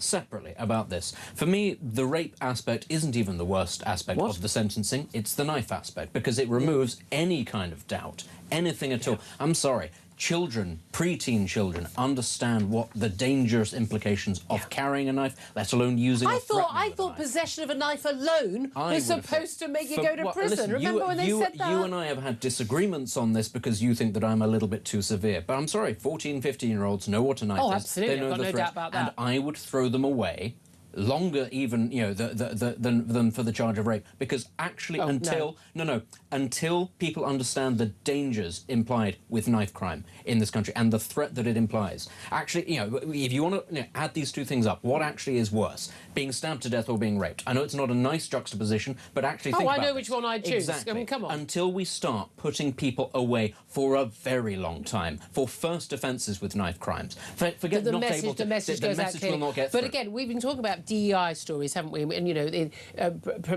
get people basically not having to do a maths test to work at the Treasury because basically not enough kids of colour were passing the test. Oxbridge, scholarships and bursaries to help kids who get into the top universities. Some of them in the world. Basically only available to all of them available to anyone of colour, but almost all of them not available if you're a white working class kid, basically at the bottom of the education pile. But this is part of it, isn't it? This because these teenagers, again, the stuff that doesn't come out at all in the courts in the copy originally, they're from, quote, we always say the community, they're travellers, they're from traveller families, okay? Yeah. And we know that we're told that this is what I mean. Along with trans people and Muslims, these are one of the most poor group. These are people who subject to losing. I mean, yeah, funnily enough, people aren't very, very keen on itinerant people who turn up and set up home in a field at the end of your road. Really weird that people aren't keen on that. It's not even just that. I say that as half Irish stock. The amount of violence actually that is perpetrated by the members of this community that they just get away with, the intimidation, the theft, the damage that they cause. Go and ask anybody outside of London, where they all seem to think that they live in lovely little horse-drawn carts. Yes. They all make clothes pegs, and they're really innocent. Yes. No, they are not. I'm sorry, but the amount of criminality that this community is responsible for in the countryside, where people in London don't see it, and frankly they don't care about it, it makes people's lives a misery. And the fact that we had the Mayor of London last month saying happy, what was it, Gypsy and Traveller, Pride Month or something like that, and everybody outside of London sat there going, I'm sorry, what? Why is this important? How many of them do you have in London exactly? Tell you what, why don't they come and park up in your garden? You said, well, no, I've always found it extraordinary. A group of them last year did arrive on Clapham Common. They were there for maybe a day, because the second actually people in London realised, oh my word, these people are here, they're gone very quickly. Outside in the countryside, private where land. there are not the resources, and the police do not want to have to deal with however many of them at once, it doesn't get resolved. And this is the thing, different, and this is all the two-tier policing thing, which is that different rules apply to different groups. We've got to stop using the word community. I give into it sometimes. There isn't a trans community, there isn't a traveller community, there isn't a black community, there isn't an Asian community. We have individuals. There isn't a white community. We have individuals, and there are community representatives. Yeah. Some of which, are genuinely representative to certain groups. Some genuinely aren't. But I just, these are, But again, I think I'm very, very suspicious that these kids, these boys, got a lighter sentence, i.e. no jail time at all, simply because they were travellers. That's what I think. That's my best guess. Anyway, look, let's move on. Let's also talk about the pressure on Shabana Mahmood, the Home Secretary, to close this loophole so that a grooming gang ringleader can actually be deported. We talked about this on the show yesterday. And this is just outrageous. This is Shabir Ahmed. He's 73 years old. He was convicted of 30 child rape offences over many, many years. He came here from Pakistan before 1973, which means that he cannot be sent back to Pakistan under an anomaly of the Immigration Act 1971 because basically he's been here too long, even though he had Pakistani and British joint nationality. He basically, what a surprise, renounces his Pakistani nationality, just renounce it, and he doesn't want to leave Britain. Pakistan won't take him because he's not Pakistani. I mean, he is Pakistani. We don't want him because he's a child rapist. Yeah. Call me old-fashioned. But we can't throw him out because he'll be stateless. I've got to be honest with you. I'd put him on a plane. I'd take him to Pakistan and say, he's your problem now. That said, he'll just be raping children in Pakistan. That's a problem. What he needs to do is to be still behind bars. He was jailed in 2012 for 22 years. Now, I may or may not be able to pass that maths test, the numeracy test for the Treasury, but I'm pretty bloody sure that it's not 22 years since 2012, right? Nothing like 22 years since 2012. Why is he going to be on the streets? Oh, tomorrow. Thursday is his release date. We are a joke country. I see no reason why the government, if they're taking this seriously, finally, no, literally, this is an anomaly in the Act. You go into Parliament, you get a majority. Any MP who doesn't vote to change the law so that this guy can be sent home, you could do it today if you wanted to. There's no need to do a committee stage. It's very, very simple. Into the Lords the next day, job done. Act of Parliament, get the King to sign it. Get him out of here. I mean, there is a will, there is a way. That man is a danger. I don't care how much supervision, I don't care about his tagging. This man is a prolific child rapist. Listen, he needs to be gone. If we can't actually take him to Pakistan, one of the wonderful things about being a former empire with lots of overseas territories is we still have some of them. And I've said it before and people have said it, it's a cruel and unusual thing that I would like to do. There's nobody living on South Georgia. He wouldn't be a threat to anybody. I think for all of these people that you can't actually send to their actual countries, just put them there. Yep. Good luck getting in a small boat going somewhere else. You want to live your life a certain barbaric way, and this is a barbaric way of your life. Yep. Go and be there. Go and set up your own parallel community there. And I don't know, you really hate Britain? That's fine. You can be on British sovereign territory, and you don't have to bother any of us. There's a whaling station. You can fish. You can have a great life just being a monster. And nobody will care. It's a part of the world that even the Argentines don't want. Go and live there. I've banged on about this so many times. A, when someone is sentenced to a certain amount of time behind bars, that should be the time they serve. Let them off a year for good behaviour, max. That's the time they should serve. I don't care how much you have to put my taxes up to build more prisons to keep these people behind bars. Genuinely, I will happily pay that tax, and I don't think I'm alone in that.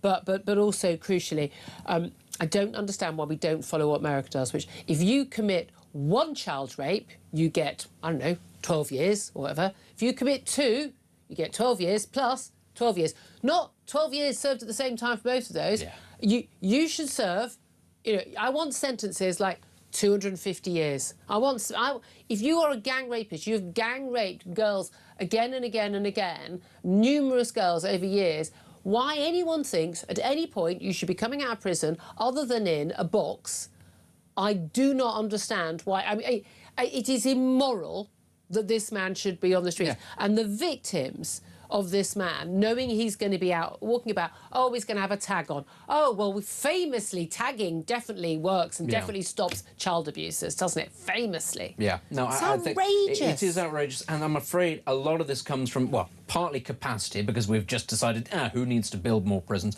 But also there is this insane idea that for certain punishments, that for certain crimes, the punishment should be proportionate. Actually, I'm sorry, there is no proportion for multiple child rape that can be served in 12 years or something like that. It is about taking that person out of society and never allowing them back again. It is about actually punishing this person and saying, what you have done cannot be undone. There is no amount of time that you can serve. Yeah. And on top of that, we will never allow you to be a threat to the public again. Yeah. This idea that it has to be proportionate, we're just not a serious country. Do not deserve proportion. No, but it's all about rehabilitation. No, it's not. Do one with your rehabilitation. You can't rehabilitate a child rapist. You can't. Or a terrorist, or all sorts of things. Actually, there are lots of things you cannot. It's this weird... We've got to get the... I grew up in a sort of, lefty liberal home, but we didn't have views this stupid.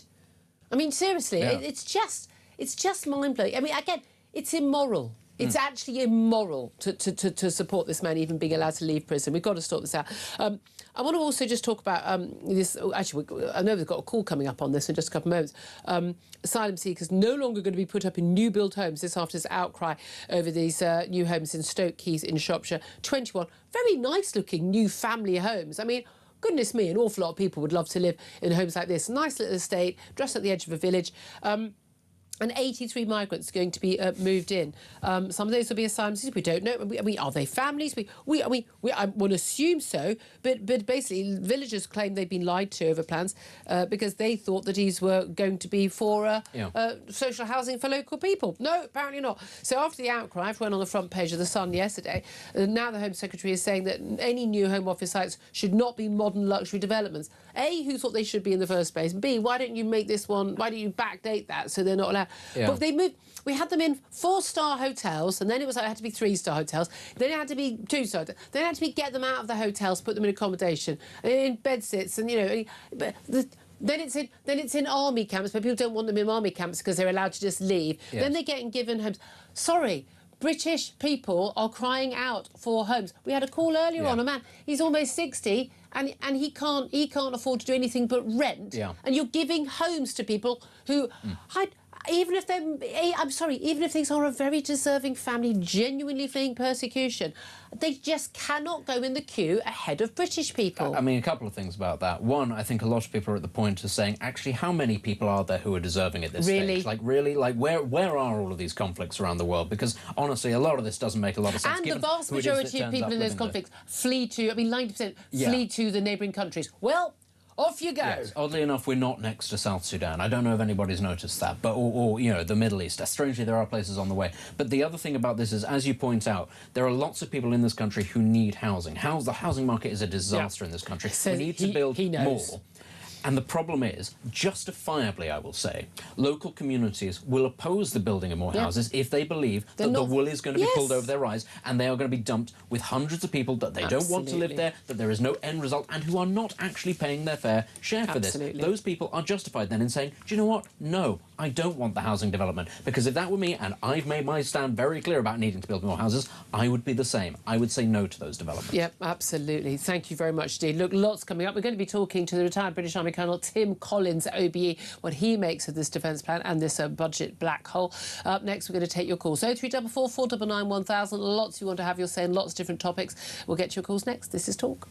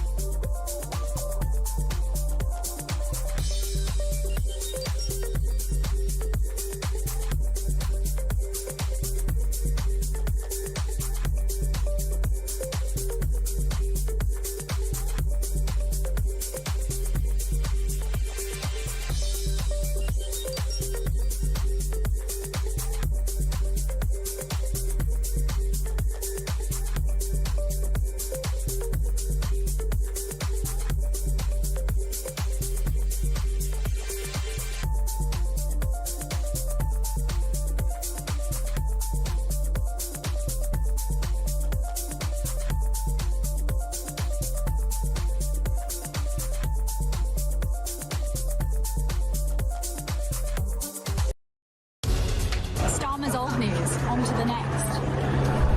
There we go. That was Andy Burnham, who just drove through there on his way to the palaces of Westminster to be sworn in as an MP and, of course, on his route to number 10. I swear by Almighty God that I will be faithful and bear true allegiance to His Majesty King Charles, his heirs and successors, according to law. So help me God. There was two things on that manifesto. One was a picture of Keir Starmer and the word change. Well, promise made and promise delivered in that sense. Because if he's got... Across the UK, on DAB+, on YouTube, on your mobile, and on your side. This is Talk. A very good morning. Welcome back to the show. 11:30 is the time. Let's get straight to your calls. Hannah is in Cheshire. Hello, Hannah. What do you want to talk about? Hi, Julia. I just want to make a couple of points about the immigrants being housed in Stoke Heath. Yep. I live near Stoke Heath and use the local town to do my shopping, and my daughter attends some sporting facilities in the area. Yeah. I just want to say to your listeners and anyone interested in this, that the local area is very much made up of your 9-to-5 alarm clock Brits. Yeah. The major employers within this area are agriculture and food production. Yeah. And the people living here will all be working or know someone working in those industries, getting up in the morning, going to work. The other point I want to make is walking distance from this area, from exactly where they are going to be housed, is a big sports centre. And because it's such a rural area made up of very, very remote villages with no bus routes, a lot of local schools, secondary and primary, and local children and young farmers use that leisure centre. They use it for youth clubs, sporting fixtures, netball clubs. There's even a roller rink. I now will not be dropping my daughter, who's 12, off at that sports centre for any activity. Because you won't be able to be sure about who's there. What if it's asylum seeker families, and not you know, a bunch of 22-year-old men? Well, I don't trust anything that we're being told, and whether they're families or illegal men that are undocumented, I just wouldn't take that risk. I just would not. Yeah, I understand. You're a mum. That's your job. Yeah, I protect my children and my interests. And the impact on the area, if it is illegal fighting age men, the impact on the area will be huge, and the people of the area will not take it lying down. And that is just what I wanted to flag. Really, really appreciate that call. I think, if you don't mind, we'll keep your number. We'll keep in touch with you about that. Do you update us, Hannah? Thank you very much indeed. And as a mum, I'll salute you on that one. Number one job, looking after our kids. That's it. Chris is in Bournemouth. Chris, you want to talk about defence, and we're going to be talking to the brilliant Tim Collins, OB, in just a few minutes. I'm sure you want to listen to that. But what do you make of this defence shortfall? Right, the shortfall. I'm a lorry driver here, Julia. Yep. And I've just delivered to Manston Immigration Centre. Yeah. Right? And you want to see some of the stuff that's in there, honest to God. And I was talking to one of the cleaners. He said the way they treat this place is disgraceful. He said, we've just had a blacked-out limousine about 2 hours ago, picked up a Sudanese family and took them to a 5-star hotel in London. And he said, and the worst part about it is we're paying for that. Yep. He said, the way you look at it, I said, well, what about the defence? He said, the way we look at it, if they close this place down and stop paying the money to these people, we would have the money for defence of this country. Yeah, I mean, that's the key thing, isn't it? The money's there. We're just spending it on other things. Chris, very interesting call. Thank you very much. We're going to take a quick break then. As I say, retired British Army Colonel Tim Collins on what does he make of Keir Starmer's defence spending plans. This is Talk.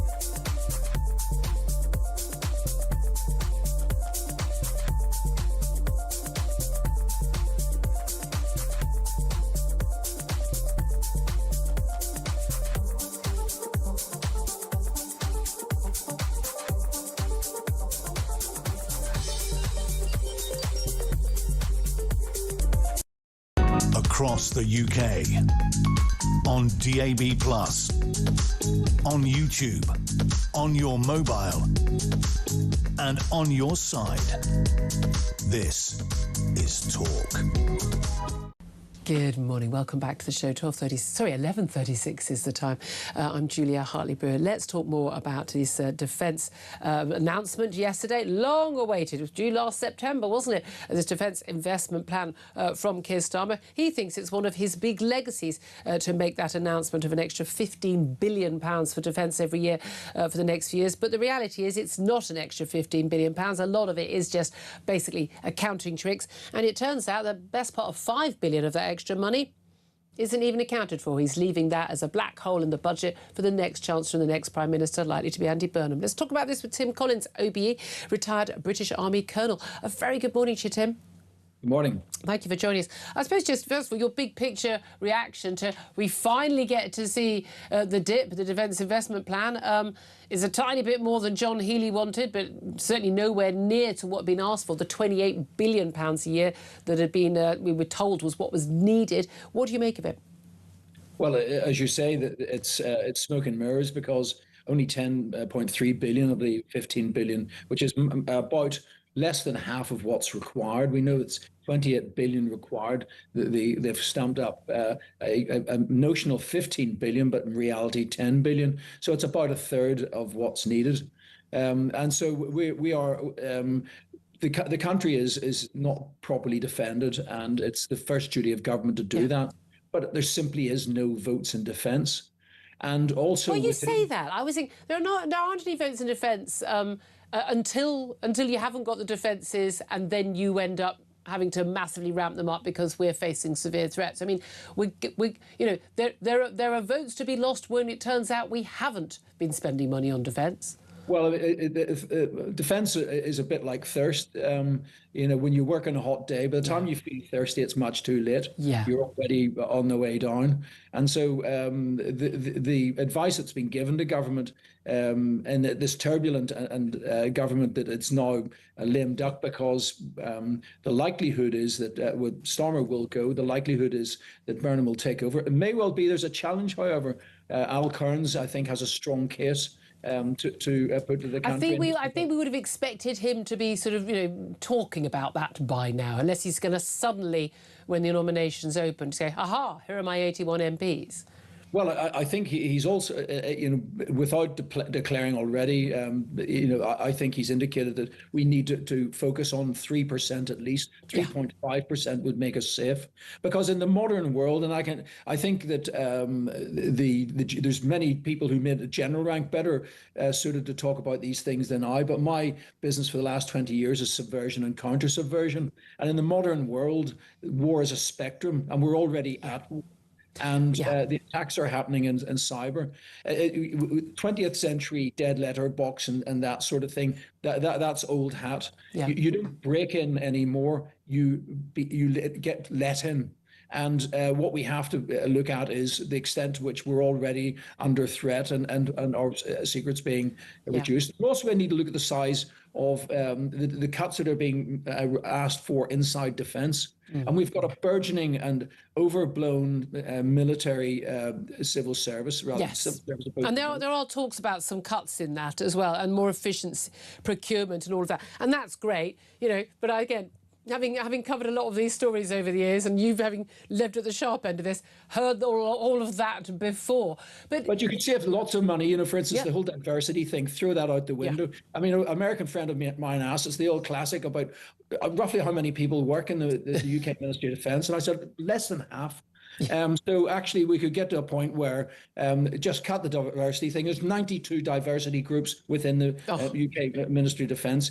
Even half of them or a quarter of them, get rid of the whole lot. There's no reason. There's just everything should be based. I mean, this is when it really matters. I'm thinking when it's a doctor or when it's a fighting man or woman, this is when we really haven't got room for any of this. You have to be the best person for the job. Well, it comes back to my original point that, when you have diversity groups and you cause people to believe they're somehow being persecuted or they're not, then if I was a subversive from a foreign country, I would go to a pub near the Ministry of Defence and buy 5 individuals who are griping about the state of the nation, how much they hate the country, and that would be my way in. Yeah. So I would cut all this diversity stuff, focus on defending the nation, focus on loyalty to the nation, first and foremost.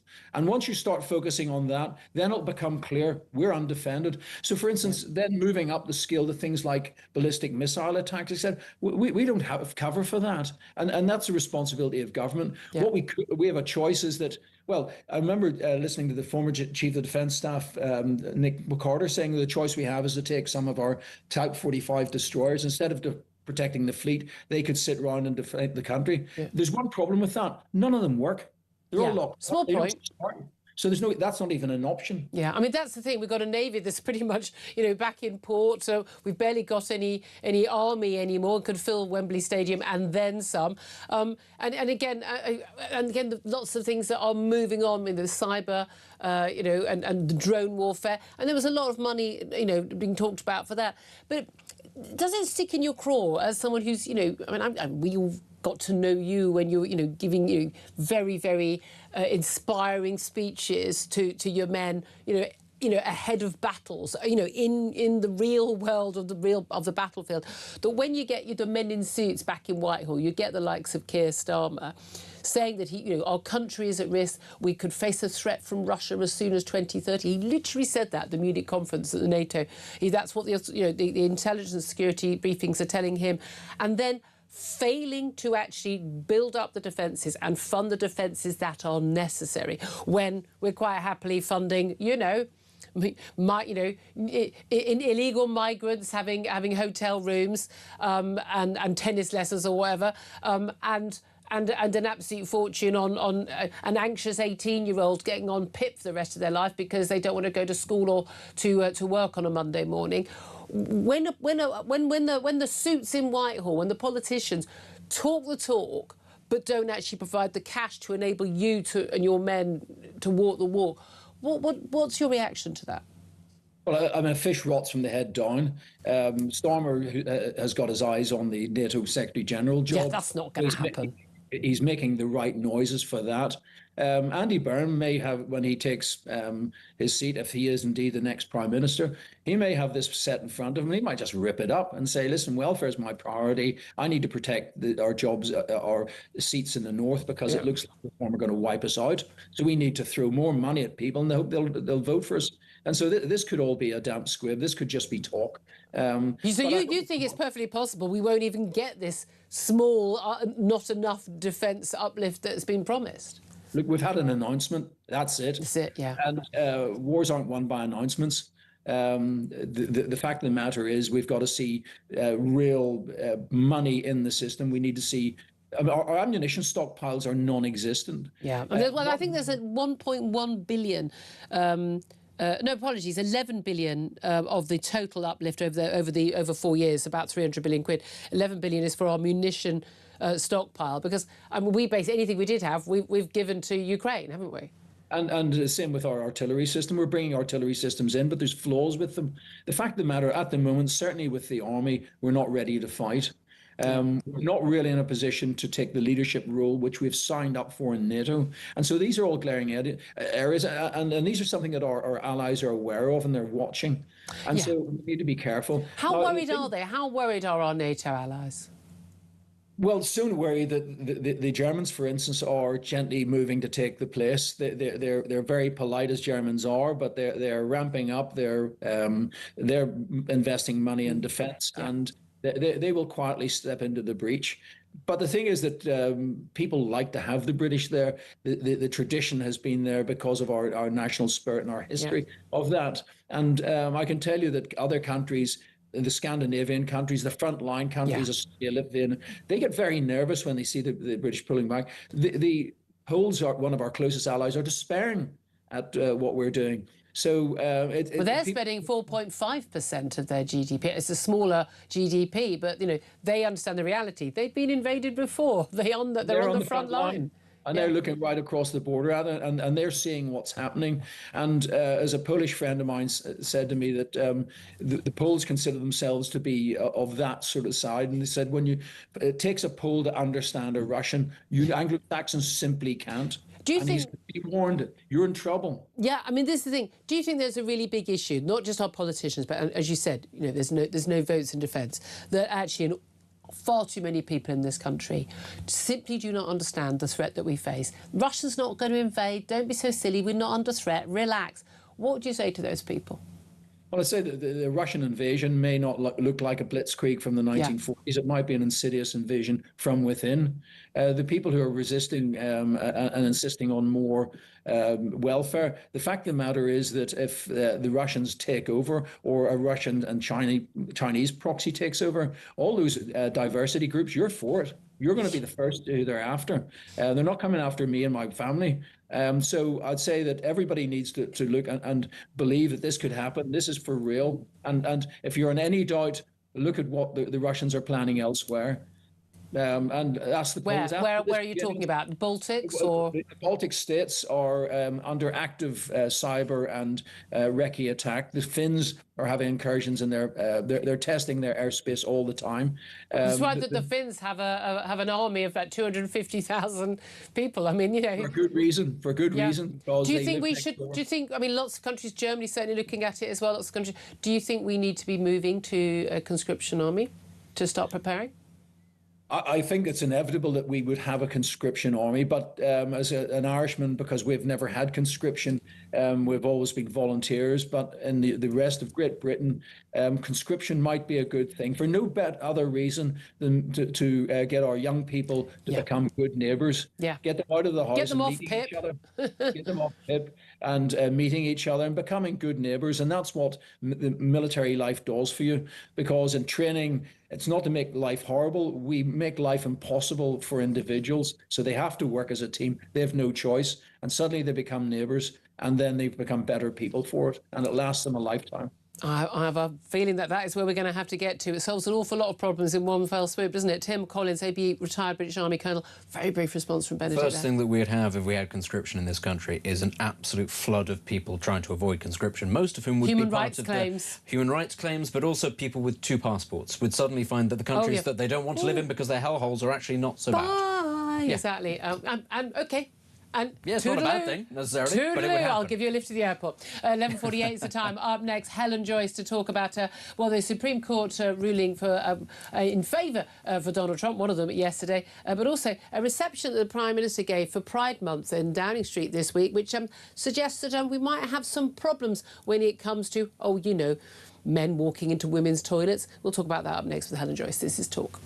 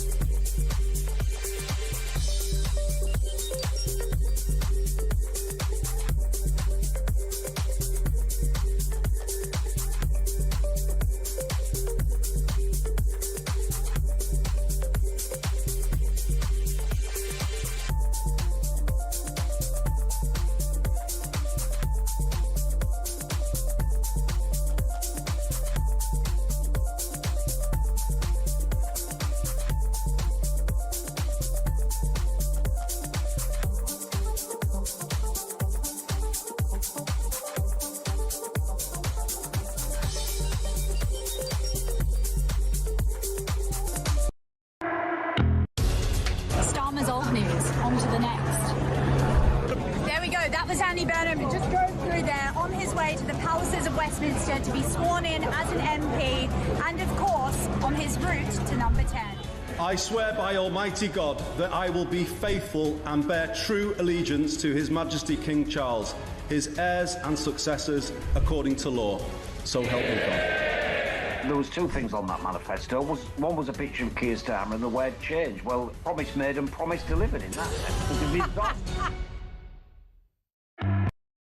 Across the UK, on DAB+, on YouTube, on your mobile, and on your side. This is Talk. A very good morning. Welcome back to the show. 11:50 is the time. Don't forget PMQ's coming up at midday. I mean, one of the last ones with the Prime Minister, as is. Oh, thank God for that. But I'm wondering if he's going to get a bit of a roasting on the defence issue and goodness knows what else. Right now, though, let's talk about the latest madness going on in America and Britain with Helen Joyce, Director of Advocacy at Sex Matters, also the author of the brilliant book Trans, Gender Identity and the New Battle for Women's Rights. A very good morning to you. Good morning, Julia. Thank you so much for joining us. Let's talk about America first, because there were two big Supreme Court rulings that got a lot of attention in the news yesterday, one of which the Donald Trump lost, which was over birthright citizenship. The other was one that actually upheld his decision that it was acceptable for states to have the right to basically ban. And again, I love the BBC headline. US Supreme Court has ruled that states can ban transgender women from competing in female school and college sports. What it should have read is, can ban men from competing in women's school and college sports. I don't know why they give men the women word and we only get female. We're the women, not them. But this is great news that it's been upheld by the Supreme Court, isn't it? Getting the men out of, getting the cheats out of women's and girls' sport. So the case was brought, well, there were two different cases that had been brought by two trans male athletes, one of them a minor, one of them an adult, and they were both against state laws. And those cases, you will find this incredible, but it's true, their attempt to say that state laws that banned them from competing in women's or girls' competitions, now remember these are men and boys, were not lawful. So the states had said, the state judges, at that level had said that they should be allowed to compete as women. That's why it made it all the way to the Supreme Court. And actually the Supreme Court, it was quite clear from the lines of questioning when they were taking evidence which way they were thinking. They really had their heads screwed on. And there were challenges under two grounds, and both of them are American laws. We don't need to go into detail on them. One is about funding of university sports, and the other is about their equal rights amendment in the Constitution. And on both of them, the judges of the Supreme Court said that it is lawful to have things that are for women only. And they didn't use any of this trans language that the BBC used. Now, when we've complained to the BBC about language that it uses, it comes back to us and it says, oh, we're using what courts use. If the courts call the rapist a woman, we have to call the rapist a woman. Well, this court did not call those men and boys trans women, trans girls. They said male, male, male, male, male. So and still the BBC went for trans women. BBC lying. I'm so shocked by that, Helen. But that said, can I just say, when it comes to reporting, I'm constantly, clipping these things, whether it's the Daily Mail or the BBC, and going, no, let me correct that for you. And the thing is, reason why that matters, because semantics, does it not matter? You don't get to just reassign the meaning of words just because you choose. You can't just say, this isn't a pair of glasses, it's a pot plant. It's not. It's a pair of glasses. You don't get to choose the meaning of words. Human communication only works if we know what words mean to each other. But also, crucially, it's the seizing of the word women and taking it away from women and giving it to men by calling them trans women, and then, or just not to confuse things, we'll call women female. Well, I know we are both female and women, but women is our word. We want to keep it. Absolutely. No one should ever be using the term trans women because it's meaningless. They are men. They're trans-identified men. And that is the correct way of describing them. People understand it. So what's left to do now in America, this judgment was only permissive. It said that states can have laws that protect women's sports. It didn't say they have to, although I must say the reasoning brought them very, very near to that. But the case that was brought wasn't considering whether they have to, it was considering whether they may. Yeah. So now I think it's 22 states that have such laws. Now they're all right. They are basically safe from challenge. But the rest of the states all have laws saying that men who identify as women can compete as women. Yeah. And there's going to have to be another whole legal battle to force them to stop. It never ends. I know. Well, we've had, of course, our Supreme Court ruling here well over a year ago, and we finally waited a very long time.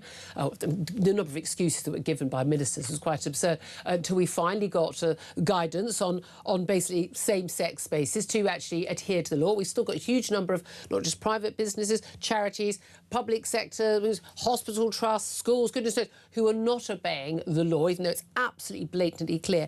A couple of nights ago, Keir Starmer held a pride reception at Number 10 in the Rose Garden, and according to people who were there, he said that he disapproves, there's the word that was quoted, disapproves of the recent code of practice to preserve same-sex spaces. There were a lot of trans activists at this event. Again, Pride used to be about gay and lesbian people. Now, apparently, it's all about trans. But other activists in attendance, they had direct access to ministers, and they basically said, you know, they wanted to talk about, you know, conversion practices ban and other things. But crucially, saying he disapproves of the new official code of practice to preserve same-sex spaces. It doesn't matter what the law says. It doesn't matter what the judges say. It doesn't matter what women say. The polling is very clear. This is a Prime Minister, and I fear the next one as well, who just doesn't get it. I mean, I wasn't there. I would have loved to be a fly on the wall because, you know, my hope is that what happened is that some activists went up and what they were talking about was an early day motion brought by Labour MP Stella Creasy, who's a huge trans activist. Yeah. And this motion is to disapprove of the EHRC code of practice, the regulator's code of practice, which doesn't make the law. It just tries to explain how to follow the law. And we're waiting for that to come into force. It's got just a bit over another week before that happens. And Stella Creasy has this early day motion and 159 MPs have signed it, saying that they agree with her to disapprove of it, but it's not clear what that does. There isn't a vote or something like that. So what I hope is that Keir Starmer just kind of let this person ramble on about the EDM and how terrible it all is and so on, and he's thinking to himself, you know, saying all things to all, you know, he just says whatever the latest audience wants him to say. But so, and we don't know whether they're interpreting what he said correctly. Yeah. So the big thing to watch for is next week, that code of practice should become law, because there's a thing about 40 sitting days, blah, blah, blah, like there's a deadline. So next week, that code should be finished, statutory. And that's the point at which we will have to make an almighty fuss if anything happens, you know, if there's a slip between cup and lip there. Because, yeah, until then, I'm willing to just say, look, this happens automatically. Who knows what he says to activists who corner him at a reception, you know? I don't trust any of it at all. And bearing in mind, this is a man who, until, you know, a year or two ago, was saying that he thought that you know, only 99.9% of women didn't have a penis, but 0.1% did. So roughly 30,000 women are wandering around. We haven't done it for a while, Helen. Shall we have our little? Should we have our little check? Should we have our little check? Hold on a moment. Still haven't grown. Oh, Julia, is this right before the watershed? I mean, I just think, you know, I need to check because I might be one of those, but I just didn't know.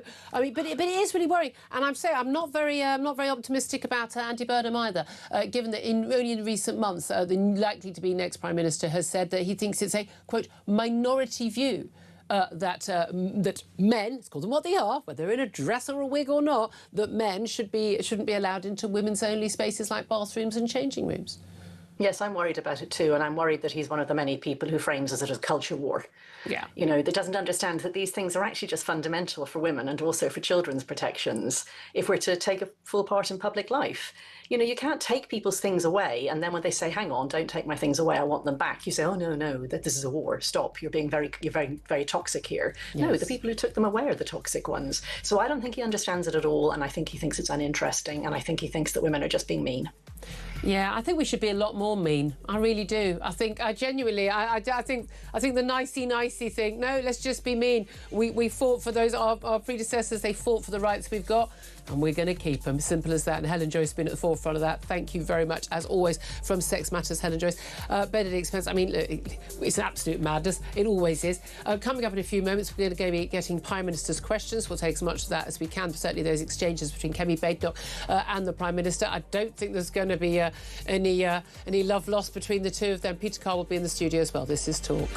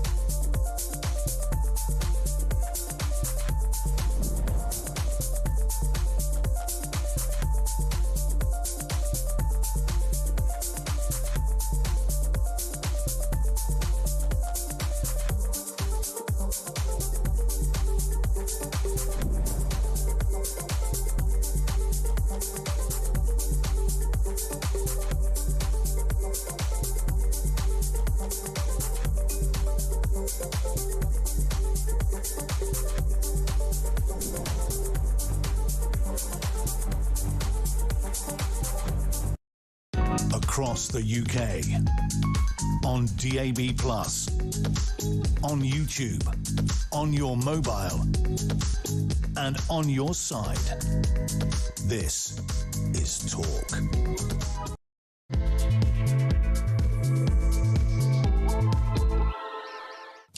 Good afternoon, welcome back to the show. 2 minutes past 12 is the time. This is Talk, the home of common sense. I'm Julia Hartley-Brewer.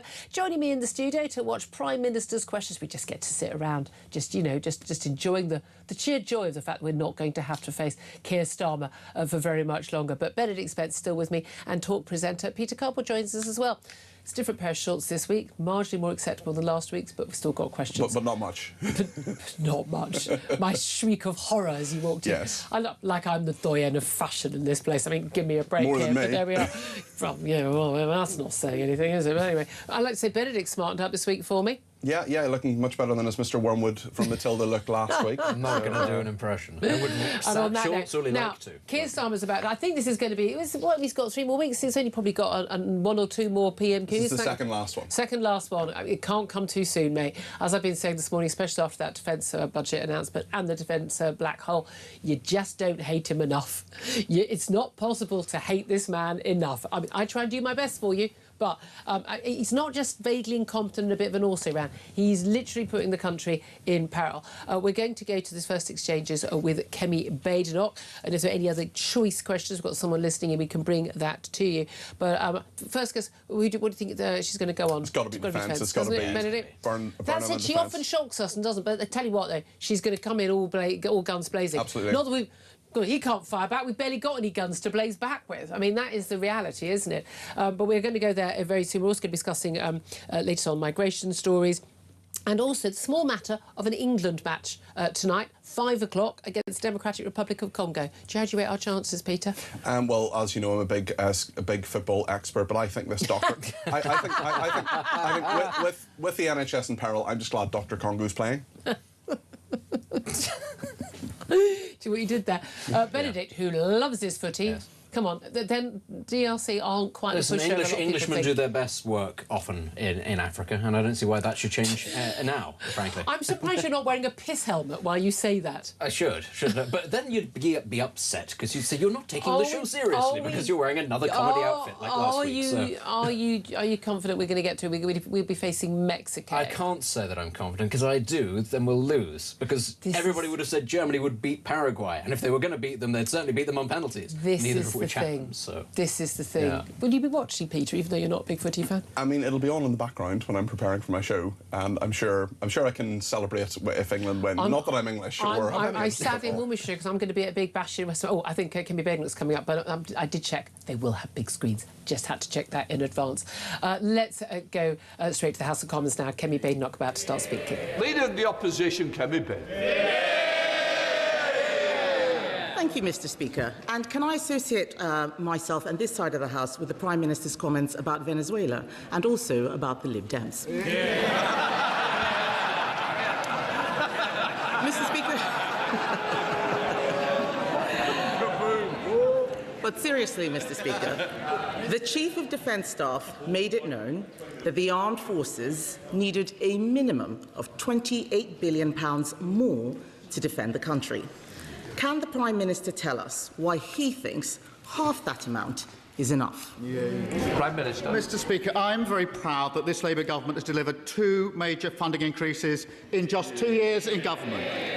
The first, which was funded by overseas aid, took us to £270 billion over the spending review period. Mr. Speaker, that is a record.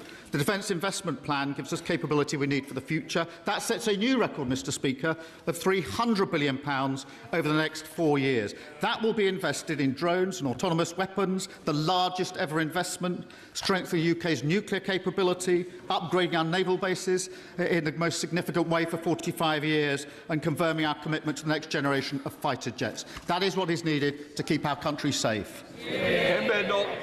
Mr. Speaker, he didn't say that it was enough, and that was a very long list of things that he's not yet paying for.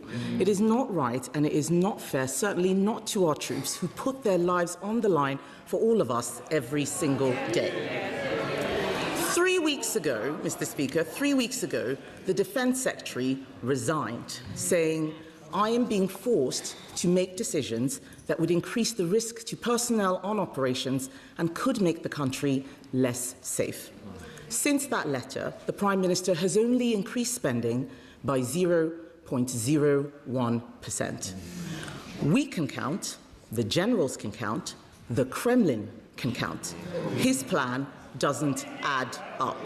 How can the Prime Minister possibly stand there and say that this is enough? Prime Minister. Mr. Speaker, this is the most significant upgrade in defence spending since the 1980s. The Chief of Defence Staff has been clear that the plan accelerates the transformation we need for our armed forces. The First Sea Lord, it funds the capability we need to fight and win. The Chief Air Staff strengthens our contribution to NATO, and she must have missed that yesterday the Secretary-General of NATO welcomed the plan. All people who know what's in the plan and welcome it.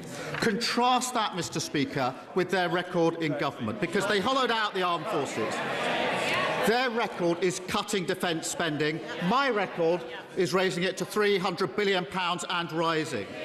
Their record is cutting frigates by a quarter, cutting mine hunters by a half, and leaving 47 of 49 defence programmes delayed or over budget. My record is the biggest boost to defence investment since the 1980s.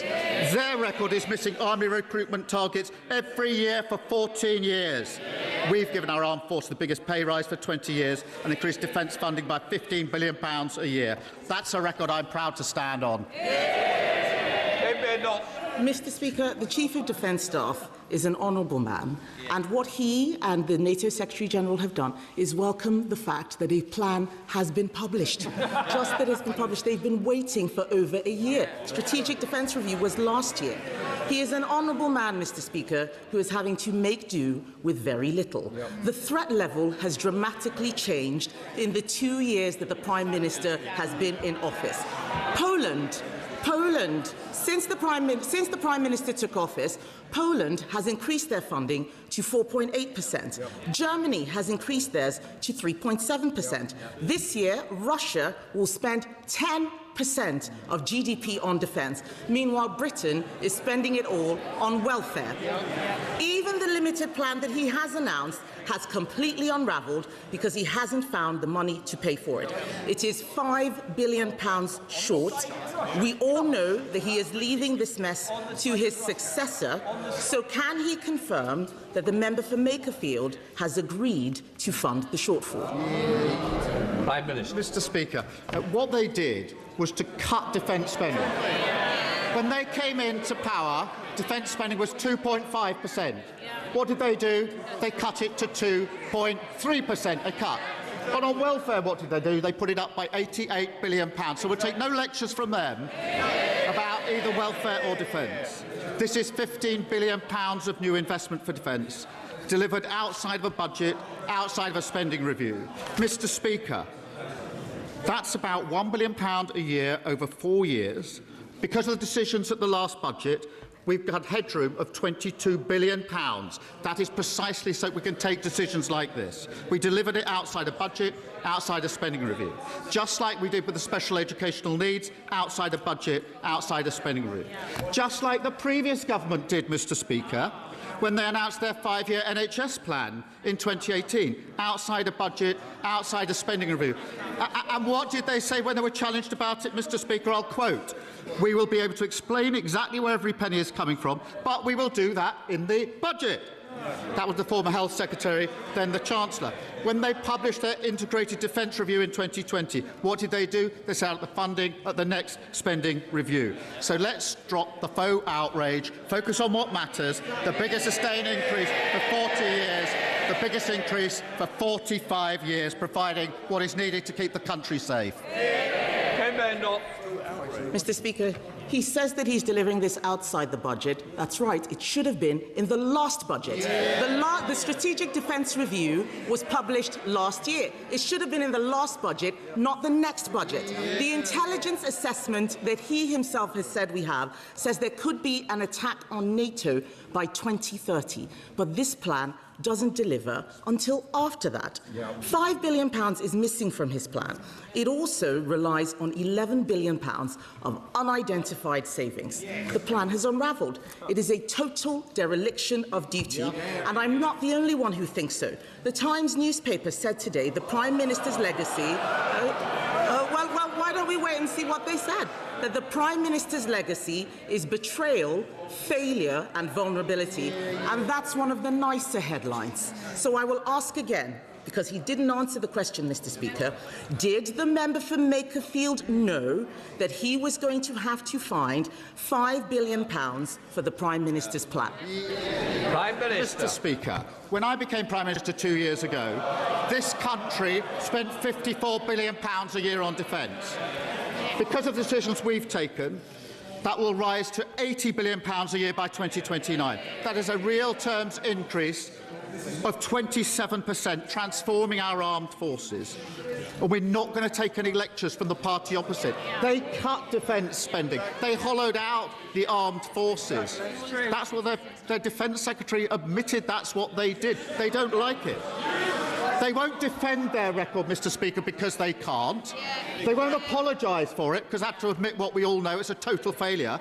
They just try to pretend the 14 years they were in power never really happened. We're in power, we've record investment in defence and security. I'm proud of this Labour government, and any Labour Prime Minister would stand behind this plan.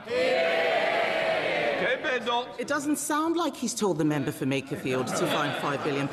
He says any Labour Prime Minister would stand behind this plan. Let me tell him what Lord Richard Dannett, the former head of the Army, said yesterday.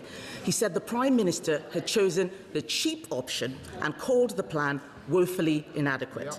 Let me tell him what General Sir Richard Barrons, one of the authors of his own Strategic Defence Review, said yesterday. We are simply not going to be ready to defend this country properly. That's what they're saying. The reason that he is in this mess is because he was too weak to cut welfare when he had the chance. There are only three ways, Mr. Speaker, to find the missing £5 billion. Increase borrowing, increase taxes, or cut welfare. Which one will he recommend to the member for Makerfield? Mr. Speaker, we're talking about £1 billion a year over 4 years. The decisions at the last budget gave us more than £22 billion in headroom, so we can take the decisions that they don't understand this because they trashed the old. We built a headroom of £22 billion. The very reason for the headroom is to have the credibility to take decisions outside the budget and outside the spending review. They don't understand it because they lost control of the public finances. In addition to more on defence and security, we've taken control of the public finances. That's why you have headroom to take credible decisions like this. £1 billion a year over 4 years, headroom of £22 billion because of the decisions we took at the last budget, which allow us to take these decisions. Mr. Speaker, we understand it perfectly, and that's why, yes we do, that's why he is leaving and so is his Chancellor. They're laughing and pretending, but if he was doing such a fabulous job, why did he resign? Mr. Speaker, defence of the realm is the first duty of government.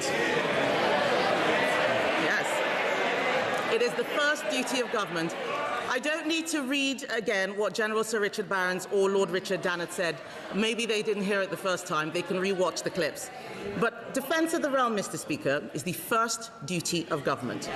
Britain is facing a moment of danger unlike anything in our lifetimes, unlike anything that we saw even in government. We need a plan to fund our armed forces that meets this moment. They are the government for now, not for 10 years ago. And the fact is, Labour's plan is too weak, it is too little, and it is too late. If his successor doesn't want to be complicit in this failure, he should come out and condemn this plan. The money must be found, Mr. Speaker, and that money should come from cutting welfare, something these Labour MPs will not do. And if the Labour Party cannot defend our country, Mr. Speaker, what is the point of them? It's just all talk. What did they actually do? They cut defence, 2.5% down to 2.3% in their 14 long years. And what have you done welfare? They put the bill up by £88 billion. So no lectures from them. They failed in the first duty of government. And they won't defend their record, will they? They won't stand here and defend it because they know never do they stand here and defend their record, because they can't. 14 years of failure. They don't get up and apologise, which is what they should do, because they would admit what we all know, how much they failed. So they just sit there pretending it didn't happen. Well, it did happen. You hollowed out the armed forces. We're correcting you. And I tell you what else, when we came into power, public services were on their knees. Today, we've seen the fastest fall in NHS waiting lists for 17 years. When I became Prime Minister, we inherited a broken economy. Today, we're outperforming the other G7 economies. When I became Prime Minister, our international alliances have been shredded. Now other countries are looking to us to lead on defence and security. Foundations of a stronger and fairer country. Britain in a better state than we found it. That's the difference a Labour government makes. Oh, I've only got one more of those to go. Just one more of those. It's his last but one PMQs. And, yeah, that was, of course, the first exchanges at Prime Minister's Questions after we had a few other questions. We started a bit late there. A number of questions from backbenchers. And then we had Kimmy Badenoch. And as predicted by my guests in the studio, of course, Benedict Spence and Peter Cardwell, she did go entirely on defence. I have to say, coming to you first, Peter Cardwell, the Prime Minister sounded a little bit on the rattled side, as he often does, doesn't he? He was throwing around numbers, wasn't he? And he was quoting everybody who's welcomed the plan. I thought Kemi Badenoch's greatest line, actually, was the fact that, you know, the people who'd welcomed the plan, the Chief of Defence Staff, welcomed the fact that it was finally published, not the actual plan. What did you make of the general exchange? Did we get any light? I don't think we got anywhere. I think there's a lot of heat and not a lot of light. What Keir Starmer, he just wants it to be over, and he was throwing many allegations at her, attempting to make her responsible for the Conservatives' not very good record on this. The fact is that this has been an 11-month political row. It arguably, in John Healey's resignation, basically led to the tipped Keir Starmer over the edge in terms of his own resignation. So I think we're in a situation where this is too little, too late. It's not going to do the job, and it's hamstringing the next administration. The first deliberately. Yes, and the first thing that Andy Burnham is going to have to do is try and find that 4.7 billion. She pushed, didn't she, Benedict, 2 or 3 times to ask him, you know, did Andy Burnham, was he aware before? Does he stand back? Is he going to actually commit that money in the next budget? Answer came there not. Yeah, I mean, well, ultimately, though, how can we know? Andy Burnham doesn't know what he's going to be doing, actually, when he gets it. He doesn't even know who his Chancellor is going to be. No. You know, I find all of this so very frustrating because, yes, we've got a party who've been in power for 2 years now, and they're still sort of squabbling over the basic things that they should have got done on day one. Yes. And they're about to be turfed out, not the party, but the people in charge, for somebody else who isn't going to do any of these things on day one. And they're sitting there arguing with a group of people who, admittedly, were appalling and abject for 14 years, but the person actually at the dispatch box is not the person responsible. And the whole while, everybody is just sort of sat there watching, going, when is it going to be fixed? Just give us a timeline. Just give us something to and it's just the backwards and forwards. How, with what? And that was fascinating. Yesterday, actually, the question was asked on a number of occasions by James Cartledge, the Shadow Defence Secretary, who asked the current Defence Secretary, John Jarvis, he said, when will we get to 3% of GDP? Just when? When's the time? And it's supposed to be 3.5% by 2035. And at no point did that figure come. This is Keir Starmer, who wants to be Secretary-General of NATO. I know. I mean, and again, someone's got to tell them. And again, we just have to say it. Defence is the first priority. It's the first thing at the top of the list. But also the key way of thinking about how you fund defence, yes, there should be better procurement, you get rid of a load of civil servants, but haven't we got like, you know, more admirals and we've got ships and things like that? We need to get on top of all that side of things. There's a lot of bloating, as there is in every area of government. But you really shouldn't start from what have we got left over after the net zero has trashed our economy and after we've given a load of, you know, 21-year-olds with anxiety, you know, thousands of pounds a year not to work. What have we got left over? No, you start from what is the threat we face? That's why you have a strategic defence review. That's when you get a former Labour Defence Secretary, used to be NATO Secretary-General, Lord Robertson, to carry out that review, someone who knows what he's talking about.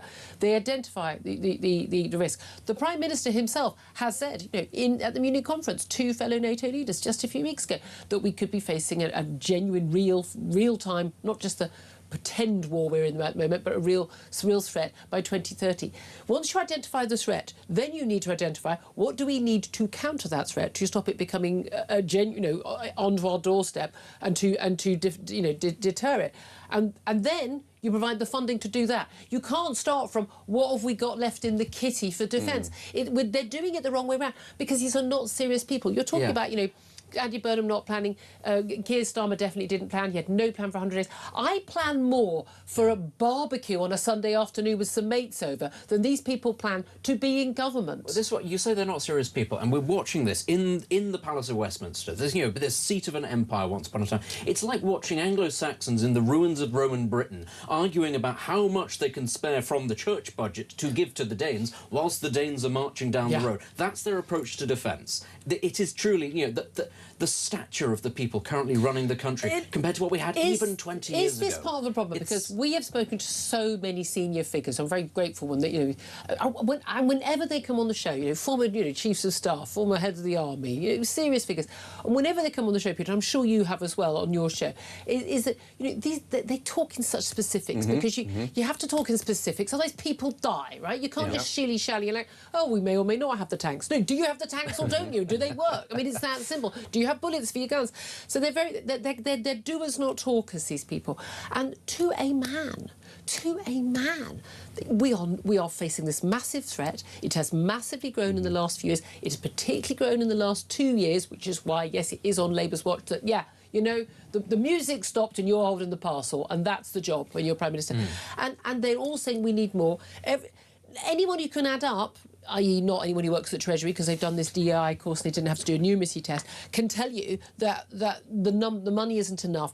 Even if all that money, that 15 billion extra year, was real money, and it's not, that still wouldn't be enough. 28 billion is what the Chiefs of Defence Staff said. And by the way, that 28 billion is basically standing still, barely you know, cutting it stuff.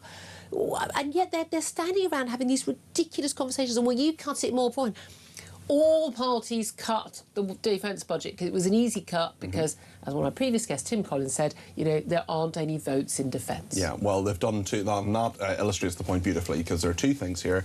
One is they failed to do what they've been told to do by Lord Robertson. They brought in probably one of the most respected figures when it comes to defence in this country. He said, do this. Then they haven't done what he's done. They've also not spent the last 11 months actually explaining to the country, well, we're going to make some tough decisions, and here's why, and this is what we're going to do. And actually, let's have a press conference like beginning of COVID. A genuine threat to our young people. This one, by the way. This bit's more important than this thing. Therefore, we're doing this, and I'm showing leadership to tell you that. Instead, in the last 11 months, they've had these behind-the-scenes rows. They've had resignations of two of the top ministers in the Ministry of Defence. You've had a Prime Minister paralysed because he cannot lead, he cannot communicate, and he cannot lead. And now he's going, thank goodness. But I am, you know, I really do wonder whether Andy Burnham will do a better job. I don't think he will. As you were saying earlier on, we were talking about the leadership contest. It's going to be Andy Burnham. Nobody else has got the numbers. I sit here and I wonder if maybe nobody's thrown their hat in the ring, say, like an Alcant, because they know what's going to happen with Andy Burnham. And they're looking at this as the sort of the Liz Truss, Rishi Sunak moment. You don't want to be Liz Truss. Maybe you want to be Rishi Sunak and hope for the best. That's where, if I were Alcant, that's what I'd be thinking. Whoever is, and I'm also, you know, he's got less experience in terms of politics, although proper real life experience doing something useful. Yes. By all accounts, very much a very, very good military officer. Yeah. Won the Military Cross. Yeah, I mean, you know, there's a giveaway. Yeah. Don't give those out like sweets. Yeah, no, exactly. But it's the thing, you know, and how would we wear it on a black T-shirt and then we'd all get vibes? I mean, you know, but this is the thing.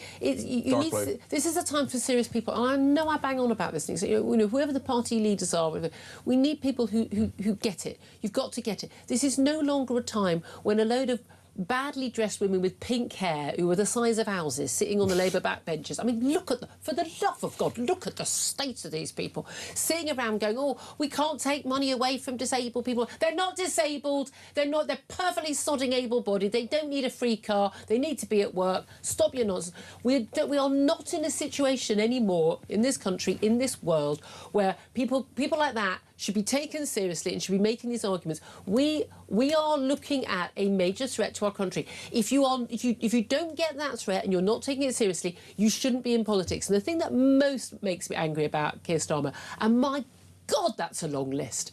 I could do the rest of the show on just things I hate about that man. But one of the things I most hate about him is the fact that he identifies the threat. He actually says, this is the threat. He's trying to be all Mr. You know, a grand statesman on the world stage, posing in front of his union flags, talking about the need to defend our country. And he's gone out of his way to not make the tough decisions, to actually do the thing to defend our nation. That is... It's cowardly, it's outrageous, and I think it's treacherous. I don't think you should be so disparaging about some of these Labour backbenchers. When the Russians invade, we're going to roll them down the hill towards the Russians, and we're going to use them as ballistics. So I mean, think you should take this very seriously. I mean, that they would scare some of those Russian. War elephants. But That's what we need more of. If you look at these, they're not serious people, Peter. They're not, and I do wonder if Andy Burnham is a serious person. I heard that speech on Monday. I want to be optimistic. I heard a lot of, we're going to do administration changes. I want to know what. He didn't mention the word immigration once. No, all net zero. We're moving it all to Manchester. That's further away from Russia. That's a great defensive strategy. I mean, literally, that is literally, we're going to do Fortress Manchester. Hold on. Sorry, hold on. Is Andy Burnham from the north of England? He doesn't mention it. Is he? I'll message him. Next, you'll be telling me that Keir Starmer's father was a toolmaker. I've got other things to say about it. I have a story to tell you. I can't do it now because I'm waiting for somebody to give. They've given me permission that as of next Thursday, I'm allowed to tell the story about Keir Starmer. So if you really want to know why I hate this man as much as I do, and have always done so since I knew this about him, I'm going to be allowed to tell it next Thursday. That's the first day I'm going to be allowed to tell the story on air, and it's something I've tackled Keir Starmer about personally himself, so I 100% know it's true. And once you know this about him, you'll just know he's just... Everything about him is fake. Tune in next Thursday. This is going to be great. I tell you what, his face when I tackled him on it, I can't tell you. Anyway, chaps, great to have you join us, Peter. 7 o'clock tonight. 7 o'clock tonight. So you sod this football. Well, after the football, it'll be after the football, unless it goes to extra time. It'll be after the football. It will be. We'll get reaction. Oh no, we've got to have time for all these liquid breaks. The hydration breaks. Yeah. We're going to have a hydration break here. I can remind you, if you do want a good hydration break, not just this water nonsense, talkSPORT have teamed up with Meantime to create a lager in time for the World Cup. It's called So Good Lager, which will be poured from all O'Neill's pubs and some of the best sports pubs across the UK. So whether you're watching the action this summer or settling in for an afternoon with your friends, or indeed both, make sure you check out talksport.com/so good to find your nearest pub. It is, of course, 18+. Please drink responsibly, even if I will not be doing that tonight. Plus, of course, as you know, the 2026 World Cup is in full swing, and here at Talk we are celebrating in style as well. That's why we're giving you the chance to boost your bank balance with a massive £26,000 in tax-free cash for a summer you won't forget. Here's how to enter. For your chance to win, visit talk.tv/win or text TALK to 83338 by 6 p.m. on the 20th of July 2026. Texts cost £2.50 plus your standard network rate. Or send your name and number by post to Comp1 PO Box 3190, Colchester CO2 8GP. To arrive by midnight on the 23rd of July 2026. 18+, UK residents only. So for your chance to win, text TALK to 83338 now. This is a network promotion. Full T's and C's at talk.tv/win.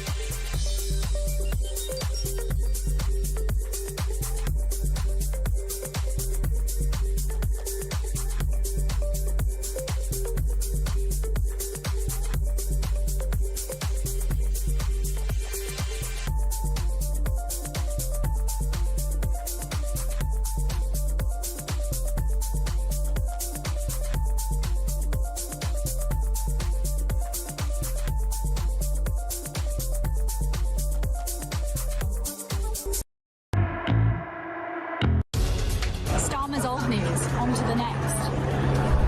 There we go. That was Andy Burnham, who just drove through there on his way to the palaces of Westminster to be sworn in as an MP, and of course on his route to number 10.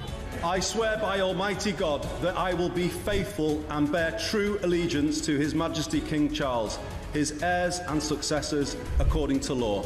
So help me God. There was two things on that manifesto. One was a picture of Keir Starmer and the word change. Well, promise made and promise delivered in that sense. Across the UK, on DAB+, on YouTube, on your mobile, and on your side. This is Talk. This is Talk, the home of common sense. Just time for one call, but you know it has to be if there's just one call, don't you? Time to get on the board is, of course, Georgina in London. Hello, Georgina. What did you make of the Prime Minister Keir Starmer's penultimate PMQs? Oh, Julia, don't start me off. Seriously, it's too early in the afternoon for that. I'm sick and tired of Keir Starmer's excuses as to why he hasn't done his job as far as our defences are concerned. As always with Starmer, the welfare bill, ever growing as we speak, far outweighs the importance of civil defence here in the UK. And how much will Comrade Burnham waste on his devolution dream? This money could go a long way to rebuilding our defence infrastructure. We can't continue, Julie, neglecting our defences. We need to spend at least 6 to 7% GDP to kickstart the lifeblood of our British We probably do, because we've been basically lying about what we're spending for quite a long time with a little accountancy tricks, haven't we? Well, there's always tricks. There's always, cloak and dagger, watch one hand while the other one's doing something else. Julia, instead of raising taxes for the working taxpayer in our country, we can easily find the most needed finance by cutting the ballooning welfare bill, stopping the money to France but not stopping the boats, and cutting foreign aid to countries where most of these migrants are coming from. Yeah. It's a doable thing, Julia. It's all doable. The government wants to do it. We have to prioritise defence, Julia, above everything else. We can't continue being a country who is at the mercy of any hostile nation. And if, God forbid, they wanted to attack us, then now would be the time to do it. We've already let the enemy within our borders, Julia, and the government can't even get a handle on that. So I don't hold much hope that they're going to come up to scratch with our most needed defence spending. No, I don't at all. I definitely don't think the Burnham's going to be any better. It's the fact they just don't think it's a priority. The thing is, defence cannot be a priority until you have no choice. And when it is a priority, it's going to cost you a hell of a lot more. And it's something we need to be spending money on now. And again, what people don't understand, if you don't like war, and who likes war? We don't want war. The best way to prevent a war is to be able to fight a war and win a war. And right now, Russia knows perfectly well that we couldn't, and most of the Western Europe couldn't. And, if you want to look at who's taking it seriously, the countries that are on the border with Russia, the countries that have been invaded by Russia, the countries who are facing those attacks every day, they are taking it seriously. Why? Because they know it's a serious threat. We don't. Our politicians don't take it seriously, Georgina. Absolutely not. Listen, Julia, defence is everything. And like you said, my love, it's better to be there and ready and have your defences on point than have to cower down to the likes of Russia or China. I don't ever want to be in that situation. Yeah. And anyone who, doesn't spend on our defences has not got the priority right, whereas the country and the people are concerned. Our country needs defending. Our people need defending. And this government has lapsed on the first rule of government, and they should step down, Julia. I've absolutely had a bellyful. They're simply not up to it, no, Georgia. Look, we all knew it would be bad when the Tories got thrown out. A lot of Tories said, it'll be worse, they'll be worse than us. And I'm like, of course they'll be worse than you, but you need punishing, because being not quite as rubbish as the Labour Party doesn't quite hack it anymore for the British people. I knew this lot would be bad, I have to say. I don't think anyone thought it could be quite this bad, but they really are. Who will knows what happens with Andy Burnham? I'm not going to hold my breath. Georgina, as always, absolutely nailing it. I just want to see you in the House of Commons doing that. That's what I want. 12:35 is the time. We're going to take a quick break. We're going to talk about all these big migration stories. Lots coming up. Oh, yeah, and we're going to talk to Jim White from The Telegraph about England's chances tonight against the Democratic Republic of Congo. This is Talk.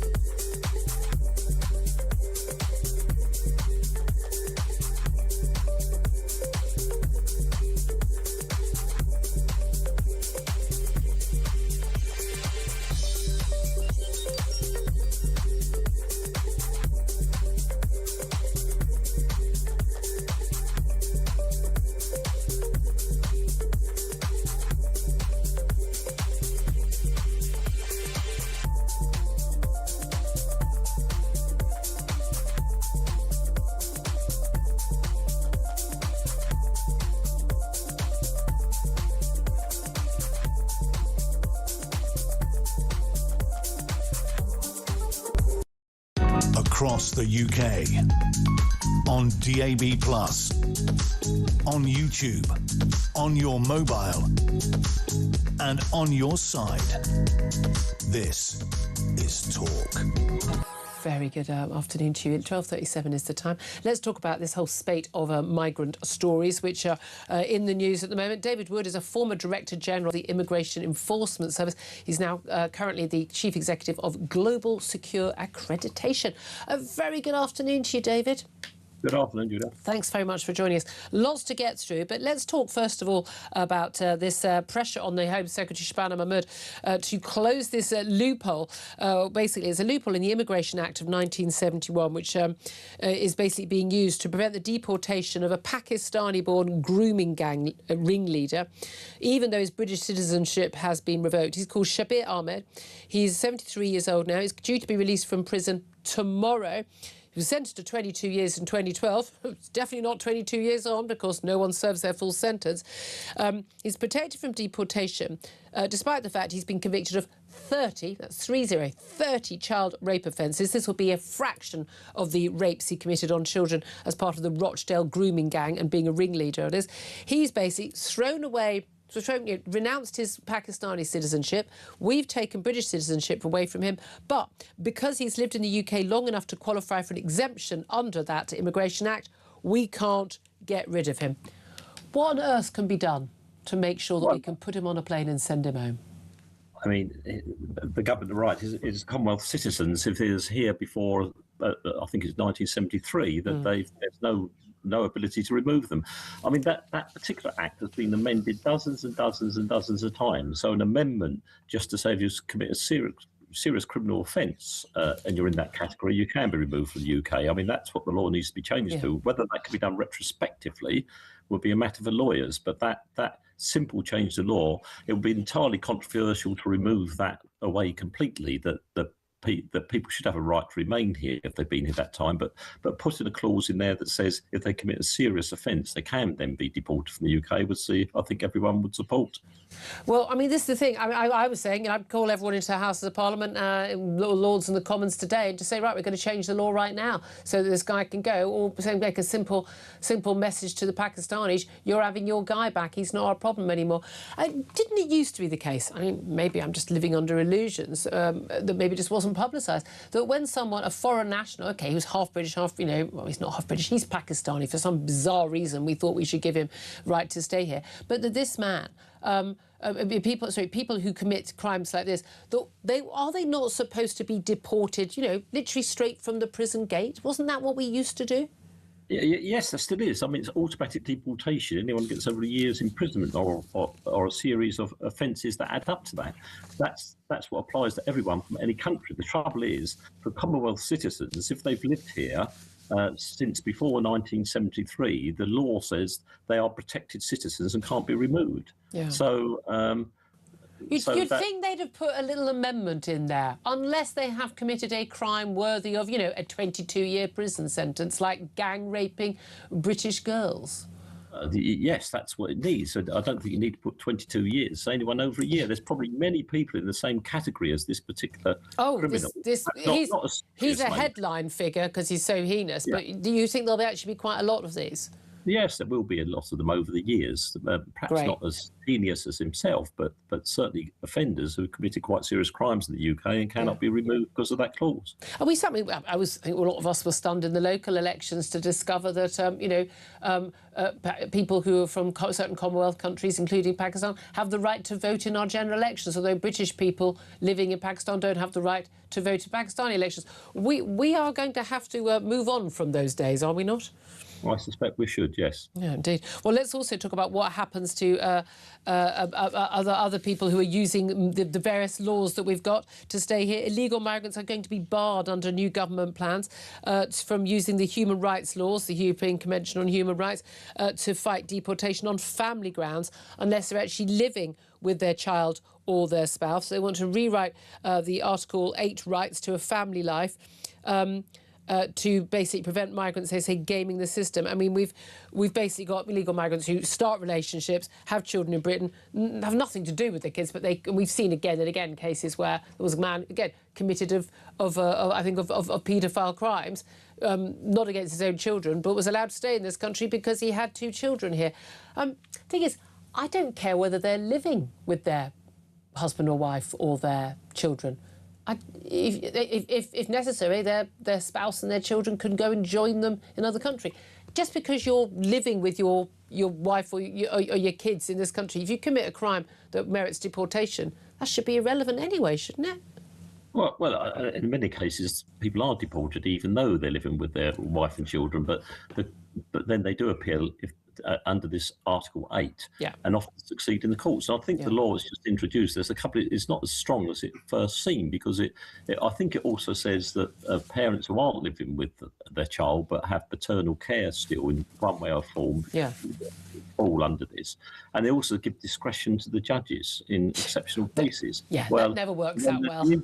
The ingenuity of lawyers and the courts to overcome legislation like this. I mean, there's been lots of amendments in the past that haven't been entirely successful, and that could be the case here. I mean, it's absolutely the right thing to do. It's a really highly abused part of the Human Rights Act to avoid deportation. So there's an attempt being made here to limit it, but we'll see how successful that is in the courts. But it is just extraordinary that Article 8, this right to family and private life, is used again and again and again. And it's almost like the judges didn't turn over the paper because there's one paragraph which says, you're right to a private family life, blah, blah, blah. Yeah, we can all agree with that. And then there's a second paragraph that quite clearly states all the exceptions to that. If you're committing crime, if you're a threat to security, if you not for the benefit of the other people in the nation. I mean, all these different reasons, all of which are clearly, obviously good reasons why these people should be sent packing. And yet it would appear, I mean, it's literally like people, these judges going, oh, I've only read the first paragraph. What I don't understand, I've never understood, is they don't have to be separated with their family, of course. The family can go with them. That's what I said, yeah. But my thing is, not my problem. I mean, we separate families all the time. I mean, there are people, if you're British and you marry an American and they haven't got the right income, you're not able to bring them into this country. We separate families quite ruthlessly a lot of the time here in this country. And by the way, if you send someone to prison, you're separating them from their family. Or are we going to be able to use Article 8 to stop people going to prison because they've got kids? I mean, it's extraordinary. What do you make, actually? I'd be intrigued by this. The US Supreme Court yesterday rejected Donald Trump's attempt to end birthright citizenship. Basically, doesn't matter who you are, even if you're an illegal migrant, you've broken into the country, if your kid is born in America, your kid is an American citizen. This was an amendment to the Constitution which was brought in very deliberately for basically the children of slaves, to make sure that they obtain full US citizenship. There was a very good reason for that law. The world has changed an awful lot now. I don't know, there are very few countries in the world that have birthright citizenship. The Supreme Court has upheld the right to do it and basically said, look, it's up to Congress to change the law. But I mean, a lot of people think that is also the case in Britain, that if you come to Britain, your child's born here, they're a British citizen. That is not the case, but the courts seem to think it is sometimes, don't they? Well, yes, the courts make perverse decisions from time to time, but as you say, the fact someone's born in this country does not give them automatic rights to remain here forever. Yeah. But basically, we're often told, again, oh, yes, but you can't be sent home because your kid was born here, they don't know any other country, they're the British. Well, but they're not British, so they don't have a right to be here. It's extraordinary. Right. Do they have a right to a nice new build home, though? That's the question. The Home Secretary Starmer again has been involved. Front page of The Sun yesterday exposing this lovely new housing estate in Stoke Heath in Shropshire. We had a caller a little earlier who lives very near there. And basically, a lovely set of new build homes, which everyone assumed were family homes, were going to be for social housing for local families. No, they're being handed, all 21 homes, to 83 migrants. One assumes these are families being moved in, not just, for, young fighting-age men who come over on the boats. But even so, she's actually been forced to say that asylum seekers will no longer be put up in new-build houses after this expose, and, frankly, national outrage about it. Yes, well, I mean, it's the political pressure on the Home Secretary to get people out of the hotels, which, of course, is what the government are committed to. Yeah. So they take them out of the hotels, put them in on occasions, totally inappropriate cases, and they're moving them out of hotels because of apparent social cohesion reasons, one of the reasons, and they're creating more of it by doing things like this. Yeah. I mean, and the reality is, you know, there's a massive shortage of housing for British people who live in that local area, who've waited many, many years. But no, someone who's just arrived on a boat, there you go. Yes, well, you can see the local frustrations and worse that can be caused by that. So it's not entirely a sensible decision, is it? Certainly the caller who called earlier made it very clear that she was not going to be happy with that. David Wood, great to talk to you, former Director General of Immigration Enforcement. Benedict Spencer. I mean, it's amazing, you know, just on a random day, 4 stories completely relevant to that topic. It is not going away. And Andy Burnham can ignore it in his speeches as a would-be PM. Yeah. He ain't going to be able to ignore it when he is Prime Minister. He's not going to be able to ignore it. Shabana Mahmood isn't going to be able to sort of change the rules sort of around this and make it seem better and go, oh, well, there are fewer people coming over on boats because I've made it easier for them to come over on the planes. You know, they still don't seem to get it, They ultimately. really don't. Yeah, and you know, that's because we're all bigots because we're complaining about it. The longer you ignore the problem, the further actually to the right the conversation goes. And they are going to be so surprised when it turns out that legal migration is, in fact, what most people think is the major problem. Right now, they're still hesitantly going, oh, OK, maybe we deal with illegal migration. But it's too far gone. And the longer they put this off, the worse it will get. Yeah, as I said, we're done now. Yeah. We're done, we're full, bye-bye. That's where everyone is now. 12:48 is the top from the chunky jewellery lanyard-wearing people. You know who I mean. The war elephants, yes. Yes, exactly. 12:48 is the time. Up next, let's turn to something bit happier. Well, we hope it's happier. We hope that by, 7:30, depending on extra time, goodness knows what happens, we will be happy. We'll be moving through the knockout stages of the World Cup. Or will we? We'll talk about that up next with Jim White from The Telegraph. This is Talk.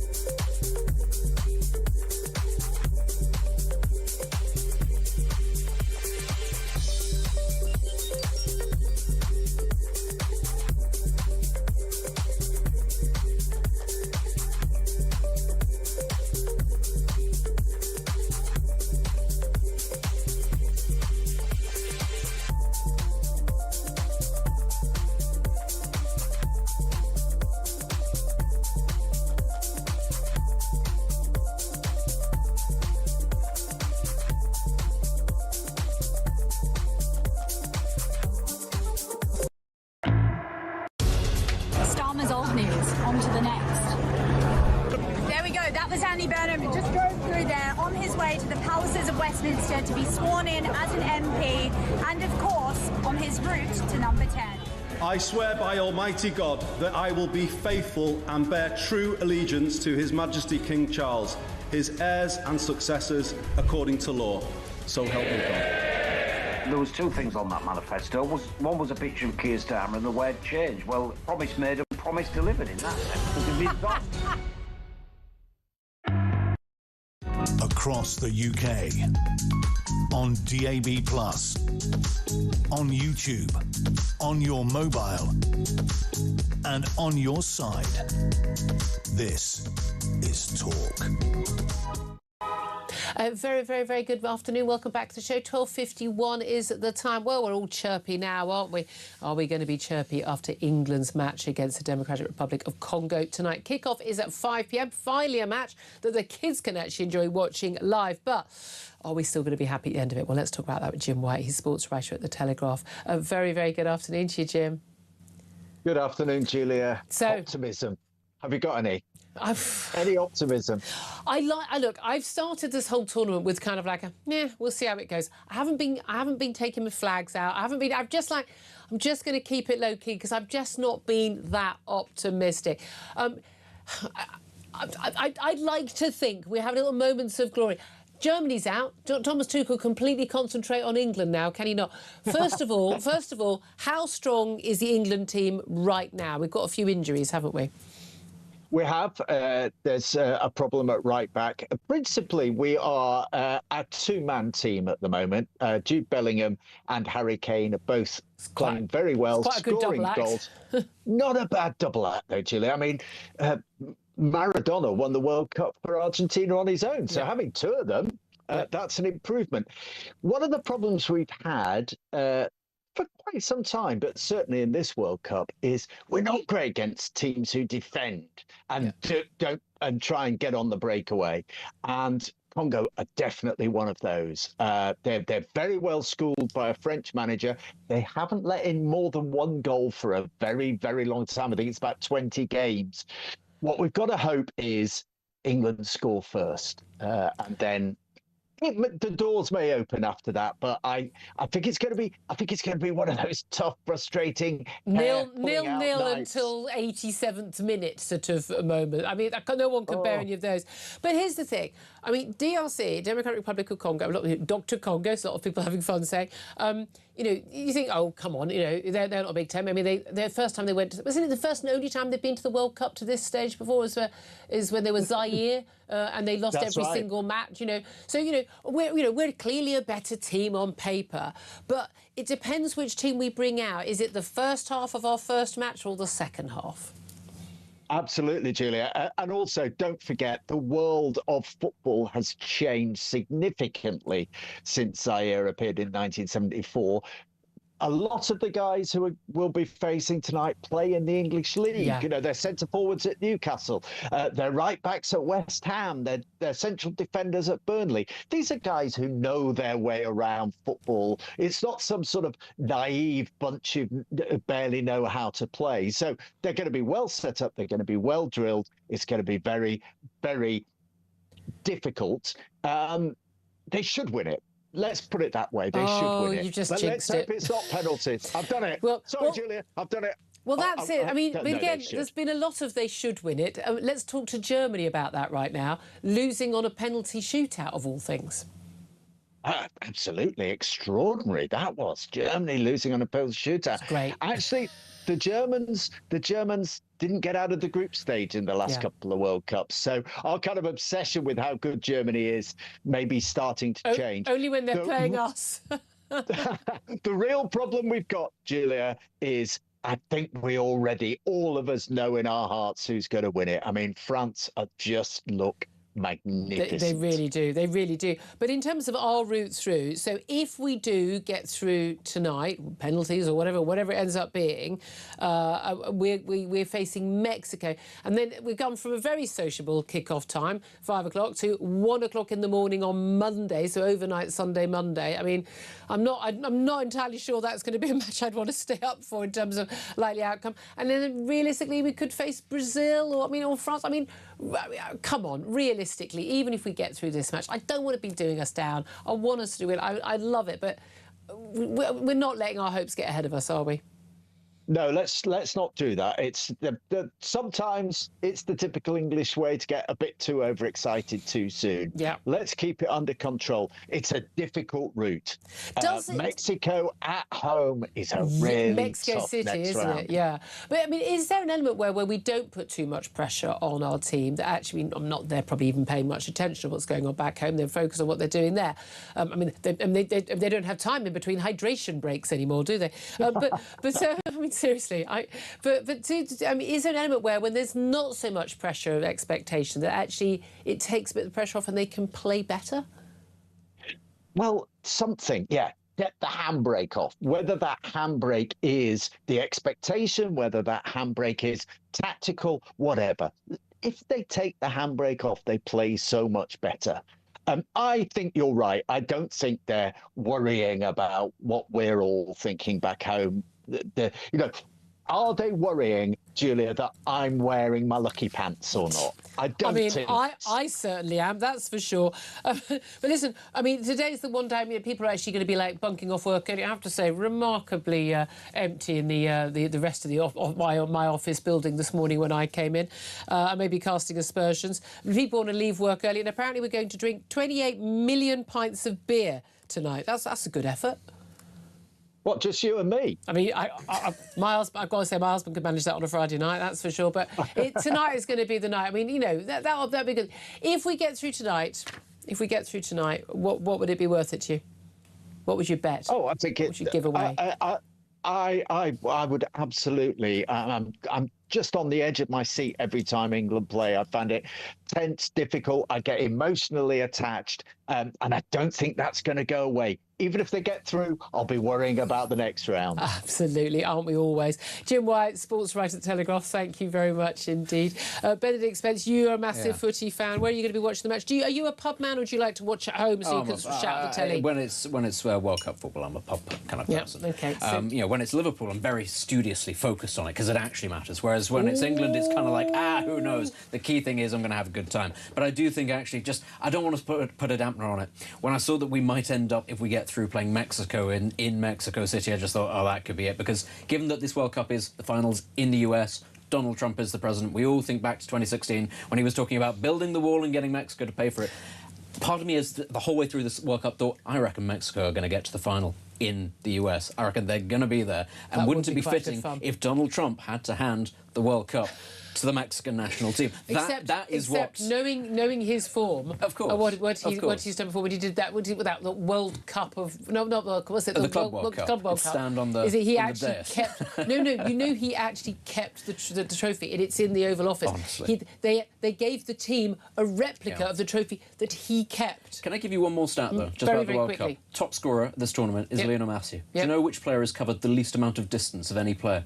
Lionel Messi. It shows that effort is not always what it's about. Well, sometimes you just need to box clever. You just stand in the right spot. Here's the thing. I mean, why not just score a goal if that's your job? That's a lesson to the England team. Just stand in the right spot, and eventually it might work out. Worked for Gary Lineker. There you go. There we go. 12:58 is the time.